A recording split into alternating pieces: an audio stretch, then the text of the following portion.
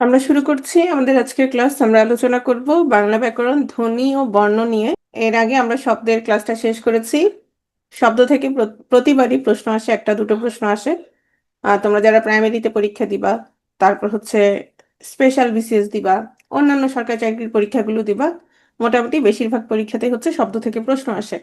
তো যারা শব্দ শেষ করো নাই, ভালোভাবে শব্দটা শেষ করে ফেলবা, ভালো বেশি বেশি প্র্যাকটিস করবা। প্র্যাকটিস করার কোনো ওয়ে নাই, প্র্যাকটিস করা ছাড়া কোনো ওয়ে নেই, হ্যাঁ, মনে রাখার জন্য। আর এখন আমরা আলোচনা করব হচ্ছে ধ্বনি ও বর্ণ নিয়ে। তোমাদের একটা কথা বলে রাখি, সেটা হচ্ছে তোমরা মানে আমরা অনেকেই অনেকেই এরকম সুযোগ পাই নাই তোমাদের মতো। তোমরা অনেকটা লাক নিয়ে আসছো, অনেক ভাগ্য নিয়ে আসছো। কিরকম বলি, সেটা হচ্ছে তোমরা অনেকেই স্পেশাল বিসিএস পাচ্ছ। হুম। তারপর হচ্ছে প্রাইমারি স্কুলের যে প্রধান শিক্ষক নিয়োগ, তোমরা দেখেছো সার্কুলার দিয়েছে, সেটা হচ্ছে অনেকেই পায় না।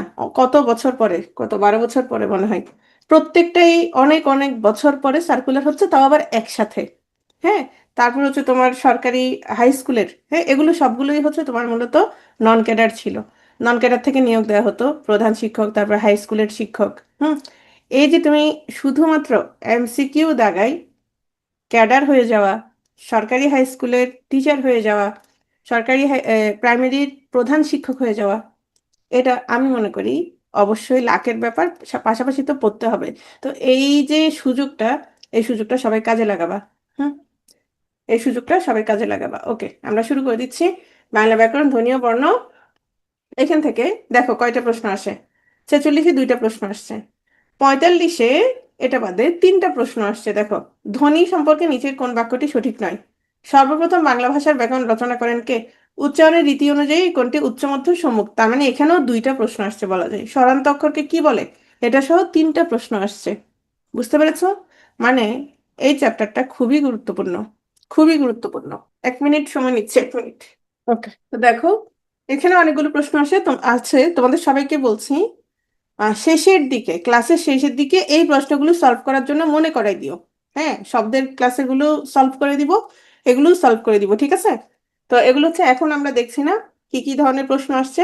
আমরা আমরা ক্লাস শেষ করি, এরপর হচ্ছে এগুলো সলভ করব, দেখবো কমন আসে কিনা। প্রথমে চলে আসছি ব্যাকরণ। ব্যাকরণ কি? ব্যাকরণ কাকে বলে জানো?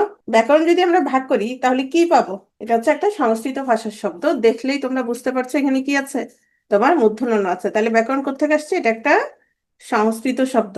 ব্যাকরণ, এটার ব্যুৎপত্তি কি, ব্যুৎপত্তিগত অর্থ কি? বিশেষভাবে বিশ্লেষণ। এর ব্যুৎপত্তিগত অর্থ হচ্ছে বিশেষভাবে বিশ্লেষণ। তাহলে কি বিশ্লেষণ করে?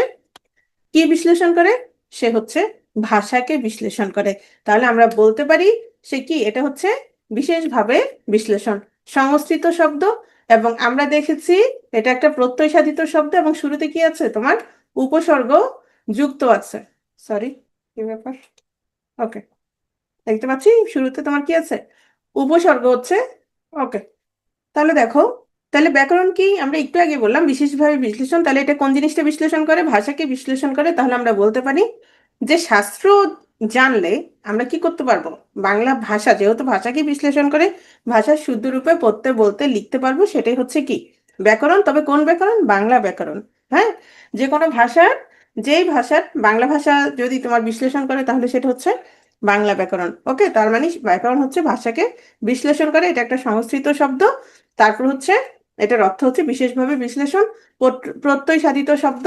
আর দেখলেই বোঝা যাচ্ছে এটা একটা সংস্কৃত শব্দ। আপাতত এতটুকু আমরা প্রাথমিক একটা আলোচনা, এটা আমরা মনে রাখলাম।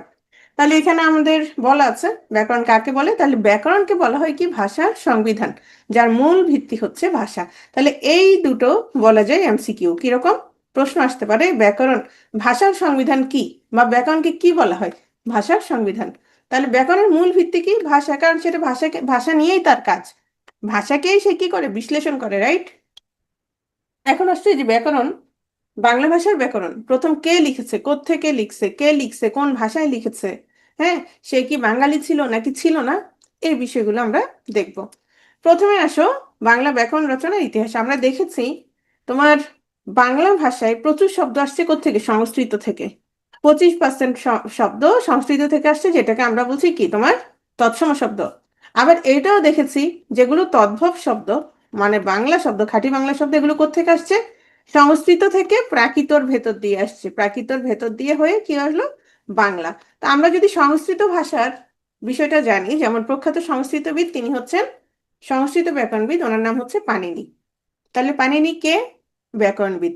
কোন ভাষার ব্যাকরণবিদ? সংস্কৃত।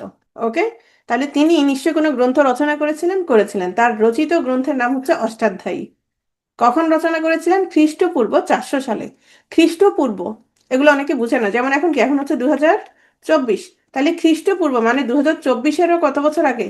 400 বছর আগে। তার মানে 2400 বছর আগে তিনি একটা সংস্কৃত ব্যাকরণ রচনা করেছিলেন। সেই ব্যাকরণের নাম কি? অষ্টাধ্যায়ী। এখানে দুটো এমসিকিউ। এখানে কয়টা এমসিকিউ? দুইটা। পাণিনিকে সংস্কৃত ব্যাকরণবিদ একটা, তিনি কি রচনা করেছেন, অথবা পাণিনি রচিত ব্যাকরণের নাম কি? অষ্টাধ্যায়ী। দুইটা এমসিকিউ, শেষ। প্রতি স্লাইডে কি পড়বা সেটা বলে দিব। এখানে 2-3টা এমসিকিউ আছে, এগুলো মনে রাখতে হবে, একটু খেয়াল করো সবাই। সেটা হচ্ছে, প্রথমে বাংলা ভাষার প্রথম ব্যাকরণ। তাহলে এই যে বাংলা ভাষার প্রথম ব্যাকরণ কে রচনা করেছেন, এটা ইম্পর্টেন্ট।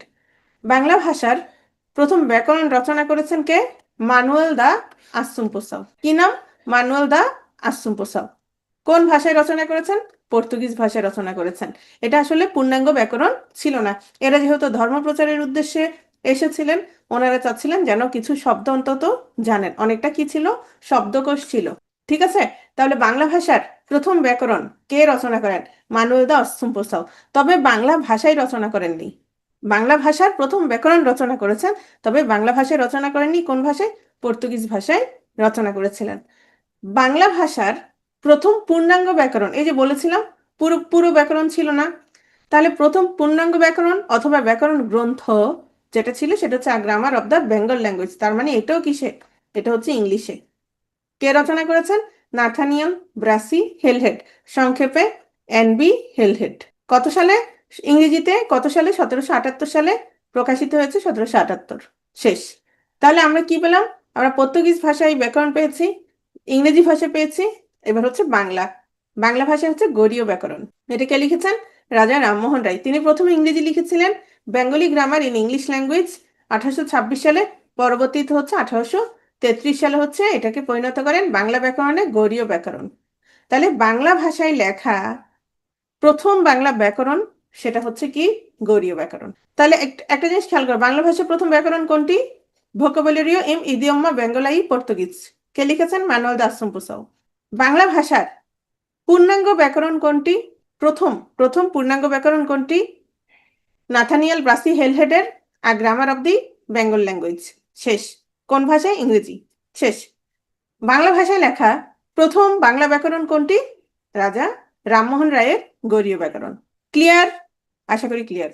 তাহলে আমরা মনে রাখবো, বাংলা ভাষায় রচিত প্রথম বাংলা ব্যাকরণ হচ্ছে গরীয় ব্যাকরণ। এটা হচ্ছে বাঙালির লেখা বাংলা ভাষায় রচিত প্রথম বাংলা ব্যাকরণ। ওকে, এখানে কিছু গুরুত্বপূর্ণ ব্যাকরণ এবং রচয়িতাদের নাম আছে, তোমাদের কাছে একটু কঠিন লাগতে পারে, তারপর আমরা একটু খেয়াল করি। অমরকোষ, এটা হচ্ছে সংস্কৃত অভিধান। ঠিক তেমনি একটা সংস্কৃত ব্যাকরণের নাম আমরা একটু আগে জেনেছিলাম, সেটার নাম কি ছিল? প্রথম যেটা, সেটা হচ্ছে অষ্টাধ্যায়ী। অষ্টাধ্যায়ী কার ছিল? সংস্কৃত ব্যাকরণবিদ পাণিনির। ঈশ্বরচন্দ্র বিদ্যাসাগর থেকে সব সময় মনে রাখবা, হয় প্রিলিতে অথবা তোমার রিটেনে প্রশ্ন থাকে, প্রিলি অথবা রিটেনে প্রশ্ন থাকে। তাহলে ঈশ্বরচন্দ্র বিদ্যাসাগরের ব্যাকরণের নাম কি? ব্যাকরণ কৌমুদী। ঈশ্বরচন্দ্র বিদ্যাসাগরের ব্যাকরণের নাম কি? কৌমুদী। ওকে, তারপর আসো বাংলা ব্যাকরণ। বাংলা ব্যাকরণ হচ্ছে হরপ্রসাদ শাস্ত্রীর। তারপর হচ্ছে আরেকটা খেয়াল করো, হরপ্রসাদ শাস্ত্রীর এটা কম আসে, ডক্টর মোহাম্মদ শহীদুল্লাহ থেকে মাঝে মাঝে প্রশ্ন থাকে, একটু খেয়াল করো। বাংলা ব্যাকরণ, বাংলা ভাষার ইতিবৃত্ত, আঞ্চলিক অভিধান, এগুলো হচ্ছে ডক্টর মোহাম্মদ শহীদুল্লাহ। আর শুধু ভাষার ইতিবৃত্ত, এটা হচ্ছে ডক্টর সুকুমার সেন। ভাষা প্রকাশ বাংলা ব্যাকরণ, বাংলা ভাষার উদ্ভব ও বিকাশের বিস্তৃতি, এগুলো হচ্ছে সুনীতি কুমারের। ব্যাকরণ মঞ্জরি ডক্টর এনামুল হকের। ধ্বনি বিজ্ঞান ও বাংলা ধ্বনিতত্ত্ব, এটা আসছে, এটা হচ্ছে আসছে, হ্যাঁ, এটা 46-এ আসছে। ওকে, বাংলা ভাষার পরিচয়, বাংলা শব্দতত্ত্ব, এগুলো হচ্ছে রবীন্দ্রনাথ ঠাকুরের। রবীন্দ্রনাথ ঠাকুর থেকে বেশিরভাগ সময় একটা দুইটা প্রশ্ন থাকে। ঠিক আছে, তাহলে এগুলো একটু বারবার চোখ বুলাবা, অনেক সময় মনে নাও থাকতে পারে, বারবার চোখ বুলালে মনে থাকবে। মনে রাখার ওই আবিষ্কার করবা নিজের থেকে কিছু কিছু বিষয়ে। কিরকম? অমরকোষ সংস্কৃত, তাহলে এটা অমর, হ্যাঁ সংস্কৃত অমরকোষ। কি সমস্যা? তারপর ব্যাকরণ কৌমুদী, কৌমুদী মানে কি? জ্যোৎস্না। জ্যোৎস্না। তাহলে ঈশ্বর চন্দ্র বিদ্যাসাগর, চন্দ্র আছে, তাহলে চন্দ্রর সাথে জ্যোৎস্না মিলাই পড়বা, চন্দ্রর সাথে কি জ্যোৎস্না মিলাই পড়বা। ঠিক আছে। তারপর হচ্ছে ডক্টর মোহাম্মদ শহীদুল্লাহ, বাংলা ব্যাকরণ আর বাংলা ভাষার ইতিবৃত্ত, আঞ্চলিক অভিধান। হ্যাঁ, বারবার দেখবা ভাষার ইতিবৃত্ত, তাহলে তুমি এটার সাথে এটা মনে রাখবা যে ডক্টর মোহাম্মদ শহীদুল্লাহটা হচ্ছে বাংলা ভাষার ইতিবৃত্ত, আর সুকুমারেরটা হচ্ছে ভাষার ইতিবৃত্ত, তাহলে দুটো একসাথে মনে রাখবা। ওকে। তারপর হচ্ছে ভাষা প্রকাশ বাঙ্গালা ব্যাকরণ, তাহলে মনে রাখবা যে ডক্টর সুকুমার সেন আর হচ্ছে ডক্টর মোহাম্মদ শহীদুল্লাহটা হচ্ছে তোমার ভাষার ইতিবৃত্ত, আর হচ্ছে তোমার সুনীতি কুমারটা কি ভাষা প্রকাশ বাঙ্গালা ব্যাকরণ। ওকে। ভাষার মৌলিক অংশ হচ্ছে চারটা। কি কি দেখো, ধ্বনি। আমি বললাম ক, ক, এটা কি হচ্ছে, তোমরা কিন্তু কোনো রকম কিছু দেখো নাই, শুধু শুনছো, শুধু শুনছো। তাহলে এই যে ধ্বনি, ধ্বনি কি, ধ্বনি হচ্ছে আমরা কি করলাম, ধ্বনি হচ্ছে উচ্চারণ করলাম, রাইট? ধ্বনি। তাহলে ধ্বনি, ধ্বনি কি দেখা যায়? না, দেখা যায় না, ধ্বনি দৃশ্যমান নয়, সাউন্ড শুধু শুনবা। হ্যাঁ। এখন আসো, এই ধ্বনি আমরা যখন কোনো চিহ্ন দ্বারা প্রকাশ করি তখন সেটাকে আমরা বলবো বর্ণ। তাহলে আমি বললাম ক, এটা ধ্বনি, আমি এখন লিখলাম, এটা হচ্ছে বর্ণ, এটা হচ্ছে বর্ণ। ওকে। আবার আসো, শুধু ক দিয়ে আমাদের মনের ভাব সম্পূর্ণরূপে প্রকাশ হবে না, তো এটা দিয়ে আমরা কি করলাম, কিছু নির্দিষ্ট ধ্বনি সমন্বয়ে কি তৈরি করলাম, শব্দ তৈরি করলাম, কলম। এটা যদি তুমি আবার উল্টোপাল্টা লিখো ল ক ম, তার মানে কিছু ধ্বনি একত্র করলেই শব্দ হবে এরকম না, সেটা দ্বারা একটা কি থাকবে, সেটা একটা নির্দিষ্ট অর্থ থাকতে হবে। শুধু কলম দিয়েও আমার মনের ভাব প্রকাশ হচ্ছে না, আমি বললাম কলমটা দাও, কলমটা দাও, এটা কি হলো, কলমটা দাও কি হলো, একটা বাক্য। এখন আসি, এই যে বাক্য বললাম কলমটা দাও, এটার একটা অর্থ আছে কিনা? হ্যাঁ, যে কোনো কিছুরই অর্থ আছে। হ্যাঁ, আমি বললাম ধর আমার মন পুড়ছে, তুমি কি সাথে সাথে এক বালতি পানি নিয়ে আমারে ভিজাই দিবা যে ম্যাডামের তো মনে আগুন লাগছে? মন পুড়ছে মানে কি, মনটা জ্বলছে, রাইট? তার মানে এটার, এই যে পুড়ছে, এই পোড়াটার কি অর্থটা আসলে ভিন্ন। এরকম আমরা যখন বাগধারা বলি, ধরো আমি বললাম অরণ্যে রোদন, অরণ্যে রোদন মানে কি, কেউ গিয়ে তোমার বনে গিয়ে ক ক করে কান্না করতেছে, ক্যাকে করে কান্না করতেছে, অরণ্যে রোদন, অরণ্য মানে তো বন, রোদন মানে কান্না। হ্যাঁ, না, বিষয়টা হচ্ছে নিষ্ফল আবেদন। ওকে। তার মানে এটার অর্থটা ভিন্ন। তাহলে এই যে ভাষার যে মৌলিক অংশ চারটা, তো ব্যাকরণের মূল আলোচ্য বিষয়ই হচ্ছে এই চারটা, মানে ভাষার যেগুলো মৌলিক বিষয় সেগুলো নিয়েই মূলত কি করে ব্যাকরণ আলোচনা করে। কিরকম, ধ্বনি নিয়ে আলোচনা করলে সেটা কি ধ্বনি তত্ত্ব, শব্দ নিয়ে আলোচনা করলে শব্দ তত্ত্ব, বাক্য নিয়ে আলোচনা করলে বাক্য তত্ত্ব, অর্থ নিয়ে আলোচনা করলে অর্থতত্ত্ব, অর্থ নিয়ে আলোচনা করলে তখন কি, তখন হচ্ছে অর্থতত্ত্ব। তাহলে যদি বলা হয় ব্যাকরণের মূল আলোচ্য বিষয় অথবা মৌলিক অথবা গুরুত্বপূর্ণ আলোচ্য বিষয়, মৌলিক আলোচ্য বিষয়, হ্যাঁ, তাহলে কি হবে, মূল, মোট কথা মূল আলোচ্য বিষয় বললে কয়টা হবে, সেটা হচ্ছে চারটা। ব্যাকরণের মূল আলোচ্য বিষয় কয়টা, চারটা। তবে মূল ছাড়াও, মূল মানে কি আসল, এগুলো ছাড়াও আরো কিছু বিষয় নিয়ে ব্যাকরণ আলোচনা করে, সেটা কি, সেটা হচ্ছে ছন্দ অলংকার এবং অভিধান তত্ত্ব। ছন্দ অলংকার তত্ত্ব, ছন্দ অলংকার তত্ত্ব আর কি, অভিধান তত্ত্ব, অভিধান নিয়ে। হ্যাঁ, এগুলো মূল আলোচ্য বিষয় না। ঠিক আছে। এখন আসলে ধ্বনিতত্ত্বের আলোচ্য বিষয় কি কি, এখান থেকে প্রশ্ন আসে, আসে। কিরকম প্রশ্ন থাকতে পারে, ধ্বনির পরিবর্তন ব্যাকরণের কোন অংশে আলোচনা করা হয়, সন্ধি ব্যাকরণের কোন অংশের আলোচ্য বিষয়, এটা আসছিল 18তম বিসিএস এ মনে হয় আসছে। তাহলে দেখো ধ্বনির উচ্চারণ বিধি, তাহলে কি আছে, ধ্বনি আছে, অবশ্যই ধ্বনি তত্ত্বে আলোচনা করা হবে। ধ্বনির পরিবর্তন, তাহলে অবশ্যই ধ্বনি তত্ত্বে আলোচনা। সন্ধি বা ধ্বনি, সন্ধি মানে কি, ধ্বনির মিলন, সন্ধি হচ্ছে ধ্বনির মিলন, তাহলে কোথায় ধ্বনি তত্ত্বে আলোচনা করা হবে। নত শত বিধান, ন মানে কি ন বিষয়ক যে বিধান, স মানে কি স্ববিষয়ক যে বিধান, তাহলে কোথায় আলোচনা করা হয়, ধ্বনি তত্ত্বে। বানান, বানানের নিয়ম কোথায়, ধ্বনি তত্ত্বে। বাকযন্ত্র, বাক, বাক, বাক, বাক মানে কথা, বাক মানে কথা, বাকযন্ত্র মানে তোমার কথা বলার জন্য যে যন্ত্রগুলো লাগে সেগুলো হচ্ছে বাকযন্ত্র। তাহলে সেগুলো কি, এই যে আমি এখন ঠোঁট, জিভ, না, না, তারপর হচ্ছে তোমার কি, এই যে দাঁত, এগুলো সবগুলি কি, এগুলো সবগুলো বাকযন্ত্রের অংশ। বর্ণমালা, বর্ণবিন্যাস, ক, খ, গ, ঘ, ঙ, চ, ছ, জ, ঝ, ইয়। তাহলে এই দেখো ক, খ, গ, ঘ মানে কি, এগুলো এমনি বসে দিচ্ছে, বসায় নাই, এগুলোর এই যে বিন্যাস, এগুলো হচ্ছে কি বৈজ্ঞানিক ভিত্তি আছে, কেন বসালো, কেন একটার পর একটা কিভাবে হলো, আমরা এটা পড়বো। তাহলে এগুলো হচ্ছে ধ্বনিতত্ত্বের আলোচ্য বিষয়। অনেক সময় প্রশ্ন আসতে পারে এরকম। শব্দতত্ত্ব বা রূপতত্ত্বের আলোচ্য বিষয় দেখো, সমাস, প্রকৃতি প্রত্যয়, আমরা দেখছি নতুন নতুন শব্দ গঠিত হয় কিসের মাধ্যমে? উপস। উপস, তাহলে এই উপস কিসের আলোচ্য বিষয়? শব্দতত্ত্বের আলোচ্য বিষয়। কিরকম? এই যে দেখো, উপসর্গ, তারপর হচ্ছে কি সমাস, প্রত্যয়। এছাড়া উপসর্গের সাথে কি মনে রাখবা? অনুসর্গ মনে রাখবা। ক্রিয়ার কাল, পদ প্রকরণ। পদ প্রকরণ মানে কি? বিশেষ্য, বিশেষণ, সর্বনাম, ক্রিয়া। কিন্তু পদ পরিবর্তন হচ্ছে বাক্যতত্ত্বের বিষয়। ওকে। তারপর হচ্ছে বচন, পুরুষ স্ত্রীবাচক শব্দে যে শব্দ আছে, দ্বিরুক্ত শব্দ আছে, সংজ্ঞাবাচক শব্দ আছে। হ্যাঁ। পদাশ্রিত নির্দেশক, তাহলে পদাশ্রিত নির্দেশক কিসের সাথে বলবো? আমি বলবো ছেলেটি দুষ্ট, মেয়েটি ভালো। কথা সত্য না? তারপর হচ্ছে ধাতু। ধাতু কি? ওই যে প্রত্যয়। তাহলে প্রত্যয় যদি তোমার শব্দতত্ত্বের হয়, তাহলে ধাতু শব্দতত্ত্বের আলোচ্য বিষয় হবে না কেন? হ্যাঁ। শব্দের শ্রেণী বিভাগ, তাহলে শব্দই তো, তাহলে শব্দ শ্রেণী বিভাগ। এখন আসো কারক। কারকেরটা বলি। কারক আসলে শব্দতত্ত্বের হবে না, কিন্তু আগের বইগুলোতে শব্দতত্ত্ব ছিল। কারক হচ্ছে বাক্যতত্ত্বের বিষয় হবে। কেন বলি? আগের বইগুলোতে শব্দতত্ত্ব ছিল, তবে বাক্যতত্ত্ব কেন হবে বলি। কারক কি?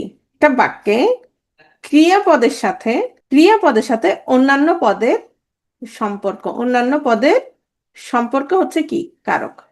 এখন আসো বাক্য ছাড়া কারক নির্ণয় কি সম্ভব? শুধু শব্দ দিয়ে কি কারক নির্ণয় সম্ভব? সম্ভব না। তাহলে অবশ্যই কি হবে? অবশ্যই কারক কি হবে? বাক্য তত্ত্বের বিষয়বস্তু হবে, আলোচ্য বিষয় হবে, রাইট?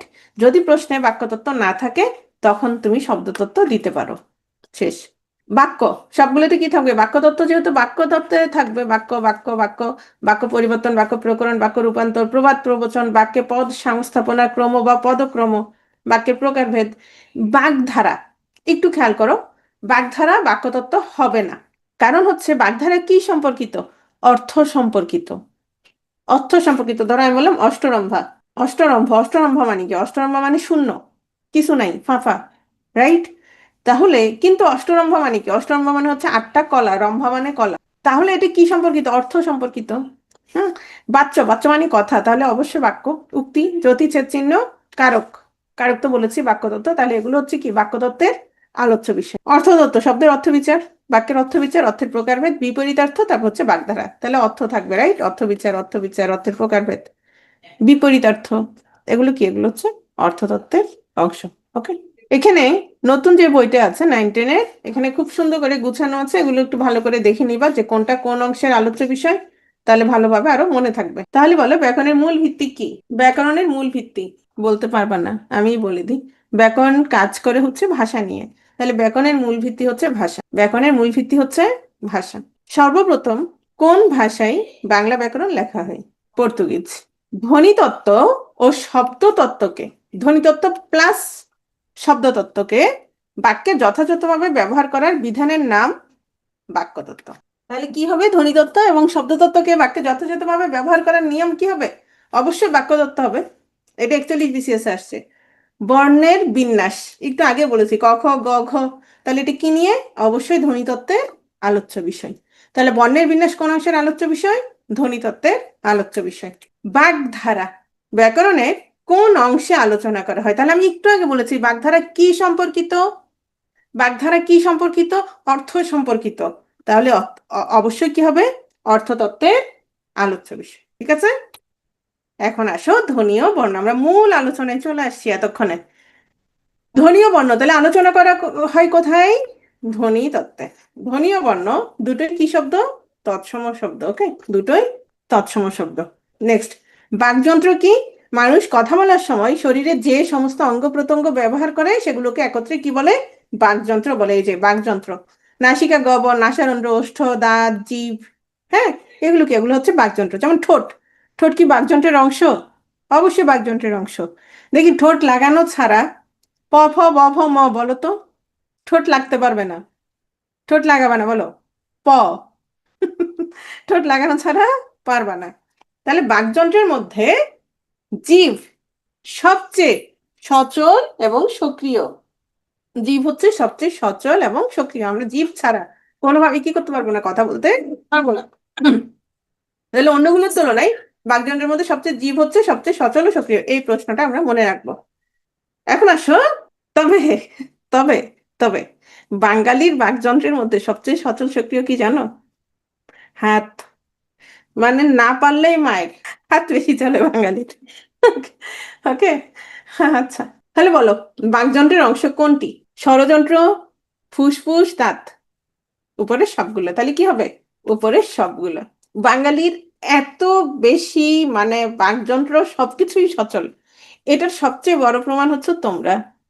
এত বেশি সচল, আমি তোমাদেরকে কি করতে হয়? তোমাদের চ্যাট অপশনটা অন অফ রাখতে হয়। আমার খুবই আফসোস লাগে, এই যে প্রশ্নগুলো করতেছি এখন উত্তর দিতে পারতা।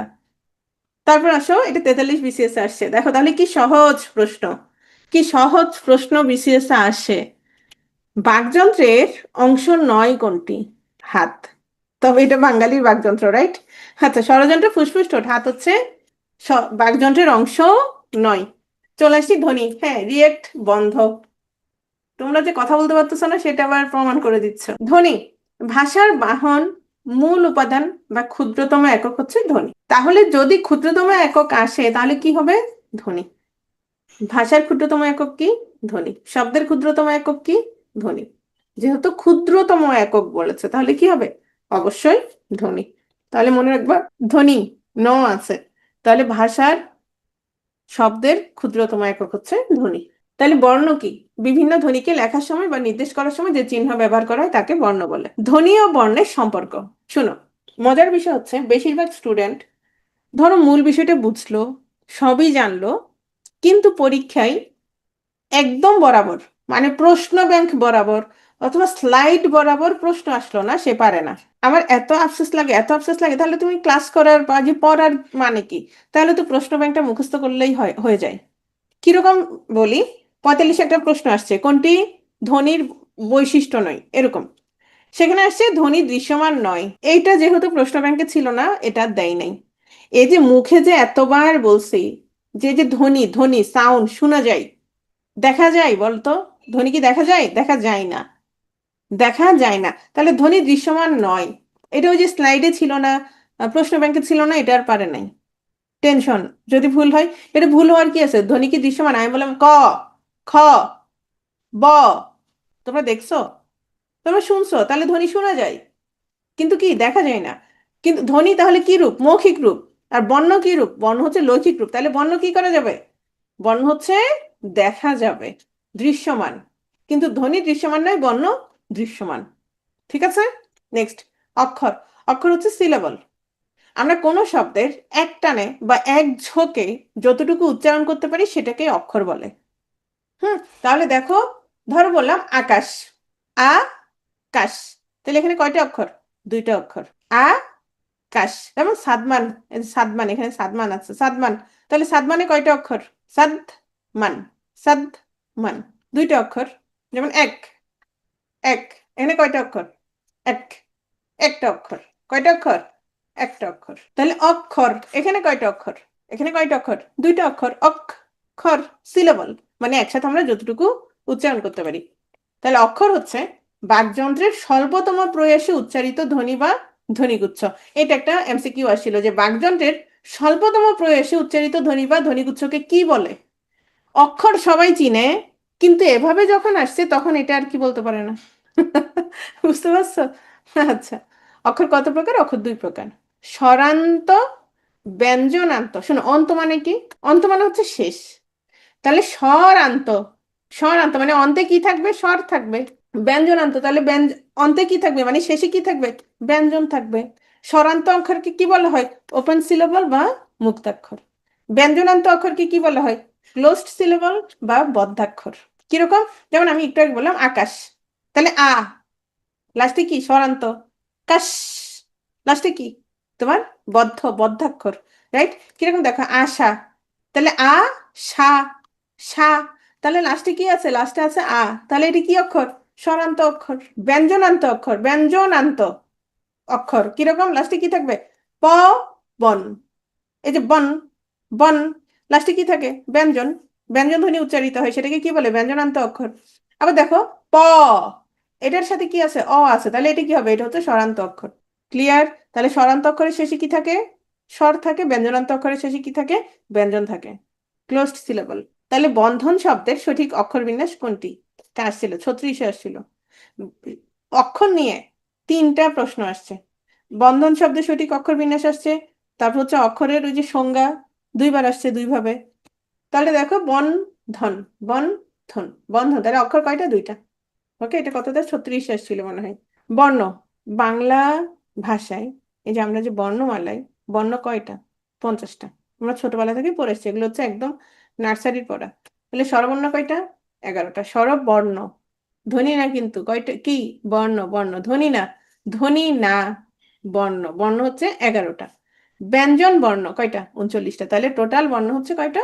50টা। টোটাল বর্ণ হচ্ছে কয়টা?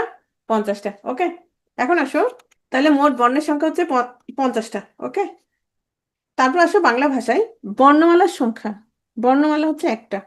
বর্ণমালা, বর্ণমালা মানে এই যে বর্ণগুলো নিয়ে কি, এই যে এগুলো এক একটা বর্ণ, এই যে এগুলো এক একটা কি, এক একটা হচ্ছে বর্ণ, বর্ণ দিয়ে কি হলো? একটা বর্ণমালা হলো। অর্থাৎ এই যে স্বরবর্ণ, ব্যঞ্জনবর্ণ, এই সবগুলোকে একসাথে কি বলে? বর্ণমালা। হ্যাঁ, বর্ণমালার কয়টা কয়টা বর্ণ? এই মালাটার কয়টা বর্ণ? কয়টা? 50টা। ওকে, বাংলা বর্ণমালা কোত্থেকে আসছে? বাংলা বর্ণমালা বা বাংলা লিপির জন্ম হয় হচ্ছে ব্রাহ্মী লিপি থেকে। এটা এটা এটা দরকার আছে, হ্যাঁ। ব্রাহ্মী লিপি থেকে।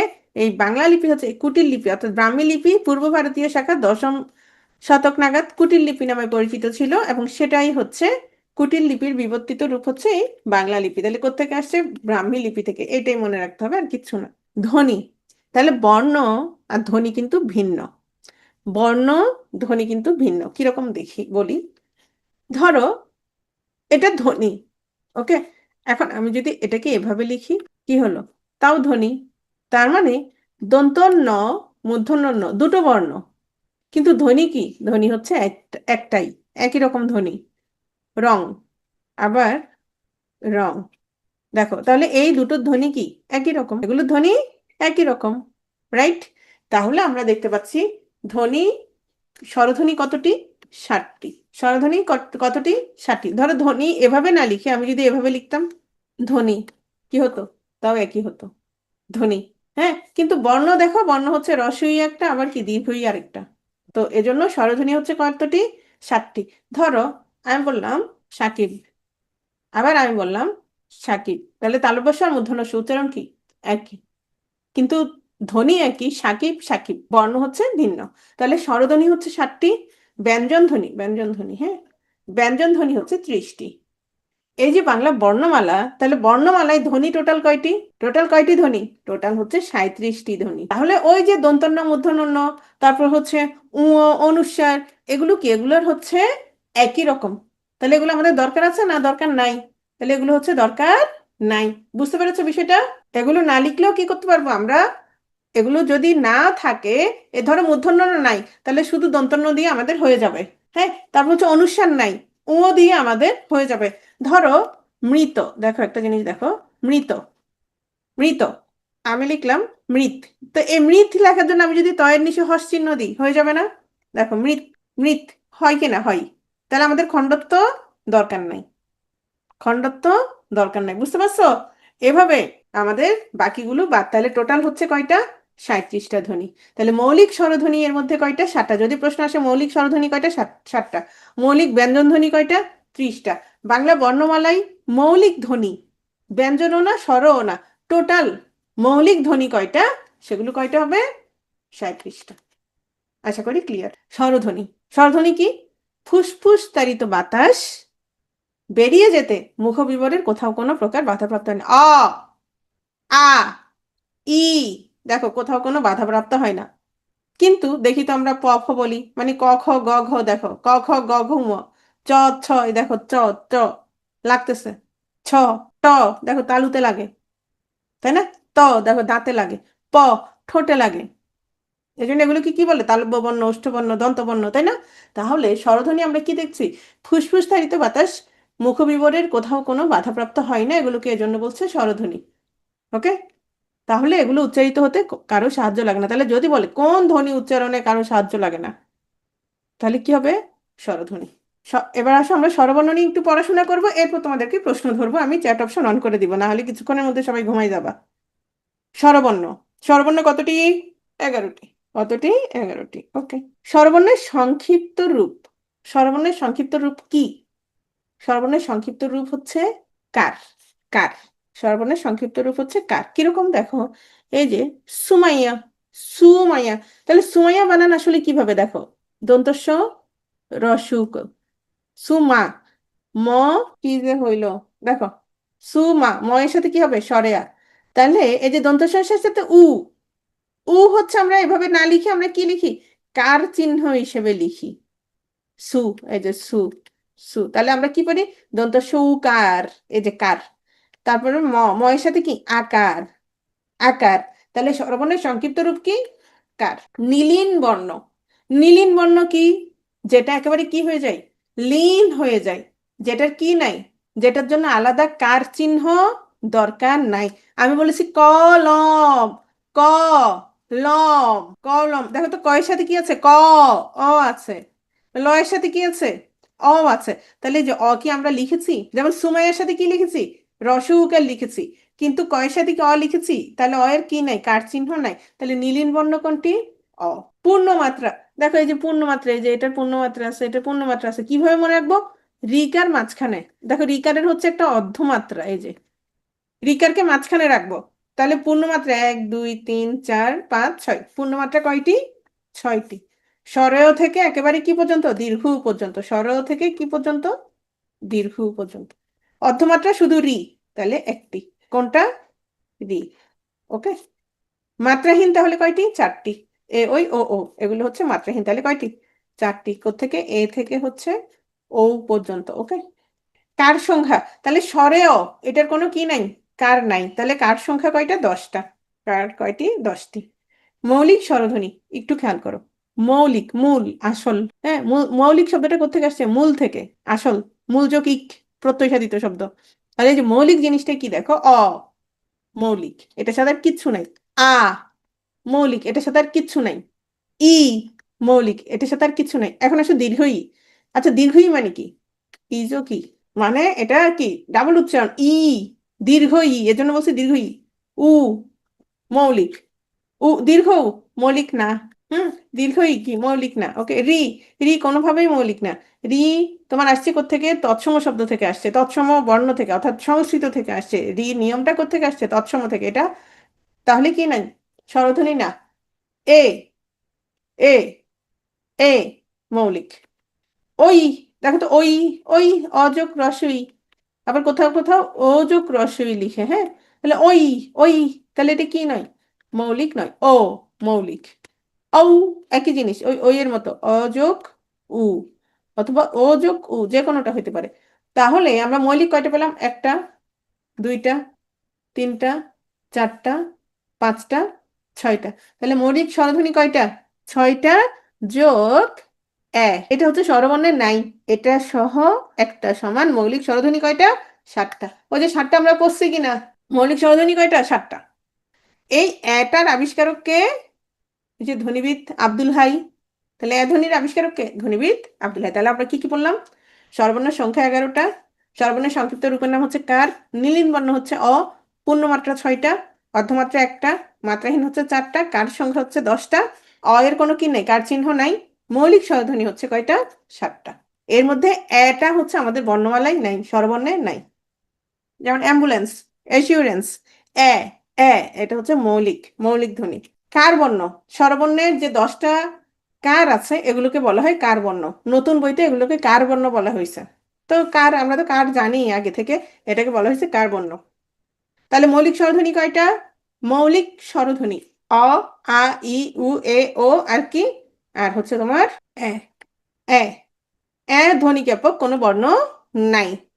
এ ধ্বনির প্রবক্তা হচ্ছে কে, ডক্টর মোহাম্মদ আব্দুল হাই, 1974 সালে তিনি এটার নামকরণ করেন। যৌগিক স্বরধ্বনি, একটু আগে খেয়াল করো, আমরা একটু আগে এই যে বলেছিলাম ও, আমরা একটু আগে বলেছিলাম ওই, তাহলে কি বলেছিলাম, অযোগ রসই, ওই, সরি এটা হচ্ছে অযোগ উ, ওই, অযোগ রসই, তাহলে এগুলো কি, এগুলো হচ্ছে যৌগিক স্বরধ্বনি। একটু খেয়াল করো, যৌগিক স্বরধ্বনি কয়টা, 25টা।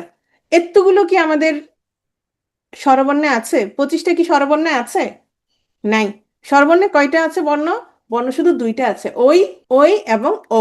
কয়টা আছে, যৌগিক স্বরজ্ঞাপক বর্ণ যখন বলবে তখন 2টা, যৌগিক স্বরধ্বনি বা দ্বিস্বর, দ্বিস্বর মানে দুইটা স্বরধ্বনি কয়টা? তাহলে 25টা। দ্বিস্বর ধ্বনি কয়টা? 25টা। কিন্তু বর্ণ কয়টা? বর্ণ হচ্ছে দুইটা, ওই ঔ, ওই ঔ। যৌগিক স্বরধ্বনির অন্য নাম কি? দ্বিস্বর ধ্বনি, সন্ধিস্বর বা সান্ধ্যস্বর। দ্বিস্বর ধ্বনি, তাহলে দ্বিস্বর ধ্বনি কিরকম? এই যে দ্বিস্বর, দুইটা স্বর না, ওই অ আর কি রসই, ওই। তাহলে এখানে কয়টা স্বর? দুইটা স্বরধ্বনি। ঠিক তেমনি ধর আমি বললাম লাউ, লাউ, লাউ, তাহলে কি হলো? আউ, আউ। তাহলে এটা কি? এটা হচ্ছে দ্বিস্বর ধ্বনি, লাউ, আউ। তাহলে এটা হচ্ছে কি? এই যে আ উ। দেখো আমি বললাম বউ, বউ, বউ, তাহলে কি? ঔ, ঔ। এটা কি নিয়ে আমরা লিখবো? এই যে বউ। ক্লিয়ার? বুঝতে পেরেছো? ধর কই, কই, কই, তাহলে কি? ওই, ওই, ওই। দ্বিস্বর, তাহলে কিভাবে লিখি? কই। তাহলে শুধু স্বরজ্ঞাপক বর্ণ কয়টা? দুইটা। কিন্তু ধ্বনি কয়টা? এরকম, ওই যে ওই, আউ, উ, এই, এই, ওই, আউ, ই, ইউ, সিউ। এরকম কয়টা আছে? এরকম হচ্ছে যৌগিক স্বর কয়টা আছে? 25টা। আর বর্ণ কয়টা আছে?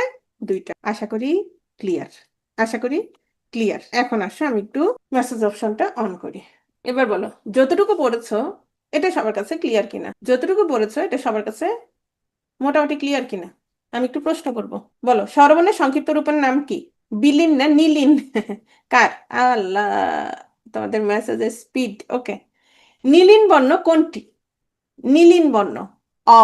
কেন অ? শোনো, আমি বললাম কলম, কলম, তাহলে ক এর সাথে কি আছে? অ আছে না? অ এর কি কোনো কার চিহ্ন আছে? অ এর কোনো কার চিহ্ন নাই। তাহলে সে কি করেছে? সে মিশে গেছে। ক, এই অটা মিশে গেছে, যার কারণে অকে আমরা কি বলছি? নীলিন বর্ণ। ওকে বলছি নীলিন বর্ণ। যে বুঝো নাই সে কি এখন বুঝেছো? সে রেসপন্স করো, কারণ কে যে প্রশ্ন করছিল আমি জানি না, মেসেজের ঠেলাই উপরে চলে গেছে। আশা করি বুঝছো। ওকে, এখন আসো তাহলে। এরপর আমরা কি বলতেছিলাম? ও, পূর্ণমাত্রা কয়টি বলো? পূর্ণমাত্রার স্বরবর্ণ কয়টি? 6টি। অর্ধমাত্রার কয়টি? একটি, রি। মাত্রাহীন কয়টি? মাত্রাহীন কয়টি? 4টি। হ্যাঁ, তো সহজ। মাত্রাহীন কয়টি? 4টি। যৌগিক স্বরব্যাপক বর্ণ কয়টি? 2টি। যৌগিক স্বরধ্বনি কয়টি? যৌগিক স্বরধ্বনি, ধ্বনি বলছি, ধ্বনি বললে 25। দ্বিস্বর ধ্বনি কয়টি? এই, ধ্বনি না, দ্বিস্বর ধ্বনি বলছি, ধ্বনি, ধ্বনি বললেই 25। দ্বিস্বর ধ্বনি 25, দ্বিস্বর ধ্বনি 25। সান্ধ্যস্বর কয়টি? 25টি। মৌলিক স্বরধ্বনি কয়টি? মৌলিক স্বরধ্বনি 7টি। মৌলিক স্বরধ্বনি বলছি, স্বরধ্বনি বলছি, 37টি হবে না। মৌলিক স্বরধ্বনি 7টি। মৌলিক ব্যঞ্জন ধ্বনি কয়টি? 30টি। মৌলিক ধ্বনি কয়টি বাংলা বর্ণমালায়? 37টি। মৌলিক ধ্বনি 37টি। মৌলিক ধ্বনি 37টি। এ ধ্বনির নামকরণ কে করেছেন? হাই। ও আচ্ছা, তো আমি তো তুমি আমাকে হাই দিছো। আচ্ছা, আব্দুল হাই। ওকে, আমি তো ভাবতেছি কি রে, ক্লাসের মাঝখানে হঠাৎ হাই দিচ্ছে কেন? আমি ভাবছি ঘুম থেকে উঠছে ওরা, ঘুম থেকে উঠে হাই দিচ্ছে ম্যাডামকে। আচ্ছা, আমি একটা শব্দ বললাম, শিউলি, শিউলি। এখানে, এখানে তোমার যৌগিক স্বর কোনটা? শিউলি, ইউ। ভেরি গুড, ইউ। লাউ, লাউ, এখানে যৌগিক স্বর কোনটি? তাহলে যদি তোমাকে 4টা শব্দ দেয়, যদি বলে নিচের কোন শব্দটিতে যৌগিক স্বরধ্বনি আছে, বের করতে পারবে না? পারবে না? পারবে না? না পারলে তো মানে ওইটা হচ্ছে কি আমার, কি বলে, বলো না, ব্যর্থতা। ওটা হচ্ছে আমার ব্যর্থতা। হ্যাঁ, এখন আসো, এতটুকু পর্যন্ত বুঝো নাই। আচ্ছা আমাকে বলো, দিন, দিন, এটা কি ধরনের অক্ষর? দিন, এখানে কয়টা অক্ষর আছে? আগে এটা বলো, কয়টা অক্ষর আছে? একটা অক্ষর আছে। লাস্টে কি? স্বরান্ত না ব্যঞ্জনান্ত? বদ্ধাক্ষর। এটা হচ্ছে বদ্ধাক্ষর। তানহা, এখানে কয়টা অক্ষর আছে? দুইটা, দুইটা। তান, তান, এটা স্বরান্ত না ব্যঞ্জনান্ত? ব্যঞ্জনান্ত। এক, তান, শুধু তান, ব্যঞ্জনান্ত। হ্যাঁ, ক্লোজড। ওকে, হা, ওইটা হচ্ছে স্বরান্ত, ওইটা হচ্ছে স্বরান্ত। বুঝো নাই? তান, হা, এখানে কয়টা অক্ষর? দুইটা অক্ষর। কয়টা অক্ষর? দুইটা অক্ষর। প্রথম অক্ষরটা কি? তান। প্রথম অক্ষর হচ্ছে তান। হ্যাঁ, এটা শেষে কি আছে? এটা শেষে হচ্ছে তান। তাহলে এটা বদ্ধাক্ষর, মানে ব্যঞ্জন আছে, ব্যঞ্জনান্ত। আর হা, আ আছে, তাহলে এটা হচ্ছে স্বরান্ত, মানে এটা ওপেন সিলাবল। ওকে, শেষ। হ্যাঁ, এবার সবাই একটু পানি টানি খাই নাও। শিউলি কি হবে? শিউলি। শিউলি, তাহলে কি হবে বলো? লি। লাস্টে ই আছে, তাহলে কি হবে লাস্টেরটা? Very good. Open. Okay, next. শোনো, এতক্ষণ যদি তোমার চ্যাট অপশন অন রাখতাম কি হইতো বলো তো? ক্লাস এটা এখন হচ্ছে 9টা 58, এতক্ষণে 10:30 বাজতো, তোমরা আমারে জিজ্ঞেস করতো ম্যাডাম পিডিএফ কোথায় পাবো। তারপর হচ্ছে ধরো একটা প্রশ্ন পরে আছে স্লাইডে, এটা আমি জানি আগে থেকে। যারা জানে ওরা প্রশ্ন করবে, ম্যাডাম যৌগিক স্বরধ্বনির আরেকটা নাম কি? আগেই হচ্ছে প্রশ্ন করে। বুঝতে পারছো? আচ্ছা, ওকে, আমরা শুরু করে দিচ্ছি, একটু খেয়াল করো সবাই। মনোযোগ দাও, মনোযোগ দাও, মনোযোগ দাও। হ্যাঁ, নেক্সট। খুবই কঠিন একটা বিষয়, আমরা সহজে পড়ার চেষ্টা করবো। হ্যাঁ, উচ্চারণের সময় বিবেচনায়, এটা একটু খেয়াল করো। উচ্চারণের সময় বিবেচনায়, আচ্ছা উচ্চারণের সময় সময় কি বেশি লাগে না কম লাগে সেটার উপর ভিত্তি করে। আচ্ছা, আমাকে একটা কথা বলো তো আগে। ধরো আমি বললাম এটা রসই। রস মানে কি? ছোট। আবার আমি বললাম এটা রসউ। রস মানে কি? ছোট। তাহলে যেটা রসই, সেটা উচ্চারণ করতে সময় বেশি লাগবে না কম লাগবে? সেটা কম লাগবে। আবার আমি বললাম দীর্ঘ ই, দীর্ঘ উ, তাহলে এটাতে কি লাগবে? বেশি লাগবে। এগুলো আসলে এত সামান্য পার্থক্য, আমরা যা শুধু পড়বো, আমরা আসলে এটা বুঝতেও পারবো না যে বেশি লাগবে না কম লাগবে। হ্যাঁ, কিরকম? তাহলে দেখো, রসস্বর হচ্ছে 4টি। রসস্বর কয়টি? 4টি। অ, ই, উ, রি। তাহলে আমরা কিভাবে মনে রাখবো? দেখো, এটা রসই, এটা রস উ। আর অ এর সাথে কোনো আকার টাকার নাই। অ নীলিন বর্ণ, তাহলে আমরা এটাকে রস মনে করলাম, রস ধরলাম। আর হচ্ছে রি, তাহলে কি হচ্ছে? দুটো রসই, রসউ, রস যেহেতু আছে মনে রাখলাম, আর হচ্ছে নীলিন বর্ণ, আর হচ্ছে রি। তাহলে রসস্বর হচ্ছে 4টি। অ, ই, উ, রি। অ, ই, উ, রি। র, স, তাহলে র আছে, র এর সাথে রি মনে রাখবা, তাহলে অ, ই, উ, রি। আচ্ছা, তাহলে দীর্ঘস্বর কি? দীর্ঘস্বর বাকিগুলো দীর্ঘস্বর কয়টা? 7টা। বাকি 7টা হচ্ছে দীর্ঘস্বর, শেষ। তাহলে এটা আমরা মনে রাখলাম। এখন আসো অর্ধস্বর। অর্ধস্বর কি? ধরো আমি বললাম লাউ, লাউ, লাউ, লাউ। কি হলো? এই যে উ, অর্ধেকে শেষ হলো লাউ। আমি যদি লাউ, না, আমি লাউ, লাউ, যাই, চাই, চাই, চাই। কি হলো? শেষ। শেষ, এখানে অর্ধশব্দানি। তাহলে এই যে ই, এ, উ, ই, ও, এগুলো হচ্ছে অর্ধশব্দানি। মনে রাখবে কিভাবে? এগুলিও অর্ধশব্দানি, এগুলিও অর্ধশব্দানি। তাহলে এগুলি এ, তাহলে গরসুকার, তাহলে কি? উ, এগুলি, লি এর কি? ই, আর ও, এগুলিও অর্ধশব্দানি। মনে থাকবে না? না থাকলে মাইর। তাহলে আমরা কি কি মনে রাখবো? রসস্বর, রস। তাহলে রস কিভাবে মনে রাখবো? রসস্বর কিভাবে মনে রাখবো? দুটো রসই, রসই, রস উ। তারপর আরেকটা কি মনে রাখবো? অ, আর হচ্ছে, আর হচ্ছে রি। ওকে, এগুলো কি? এগুলো হচ্ছে রসস্বর। আর অর্ধস্বর কি? অর্ধস্বর হচ্ছে এগুলিও, এগুলিও অর্ধস্বরধ্বনি। এ, উ, ই, ও, এ, উ, ই, ও, এগুলিও অর্ধস্বরধ্বনি। ঠিক আছে, নেক্সট। এই যে দেখো, এখানে হচ্ছে এগুলো নতুন বইতে, এই যে চাই, চাই, চাই, চাই। তাহলে চা, এটা হচ্ছে পূর্ণ স্বরধ্বনি। এটা কি? এটা হচ্ছে পূর্ণ স্বরধ্বনি। আর চাই, ই হচ্ছে অর্ধ স্বরধ্বনি। লাউ, লাউ, এখানে উ হচ্ছে অর্ধ স্বরধ্বনি। আর লা, আ, এটা হচ্ছে পূর্ণ স্বরধ্বনি। ওকে, জিভের অগ্রপশ্চাৎ অবস্থান অনুযায়ী স্বরধ্বনি শ্রেণী বিভাগ, এগুলো মনে রাখা একটু কষ্ট, একটু খেয়াল করো। জিভের অগ্রপশ্চাৎ আমরা চার্ট পরে দেখব, আগে আমরা নিজেরা উচ্চারণ করে দেখব। আগে আমরা কি করব? নিজেরা উচ্চারণ করে দেখব। এখন আসো, প্রথমে আসো সম্মুখ স্বরধ্বনি। সম্মুখ, তাহলে এই যে সম্মুখ, তাহলে কি হবে? 3টা, এই 3টা হচ্ছে সম্মুখ। হ্যাঁ, এগুলো তোমরা নিচে নিচে বসাই দিতে পারো, তাহলে সুবিধা হবে। হ্যাঁ, এখন খেয়াল করো তো, আমি একটু উচ্চারণ করি। ই, ই, এ, এটা সম্মুখ। এখন খেয়াল করো তো, তাহলে সম্মুখ কি হবে? ই, এ, আর হচ্ছে এ। ওকে, এখন আসবে পশ্চাৎ।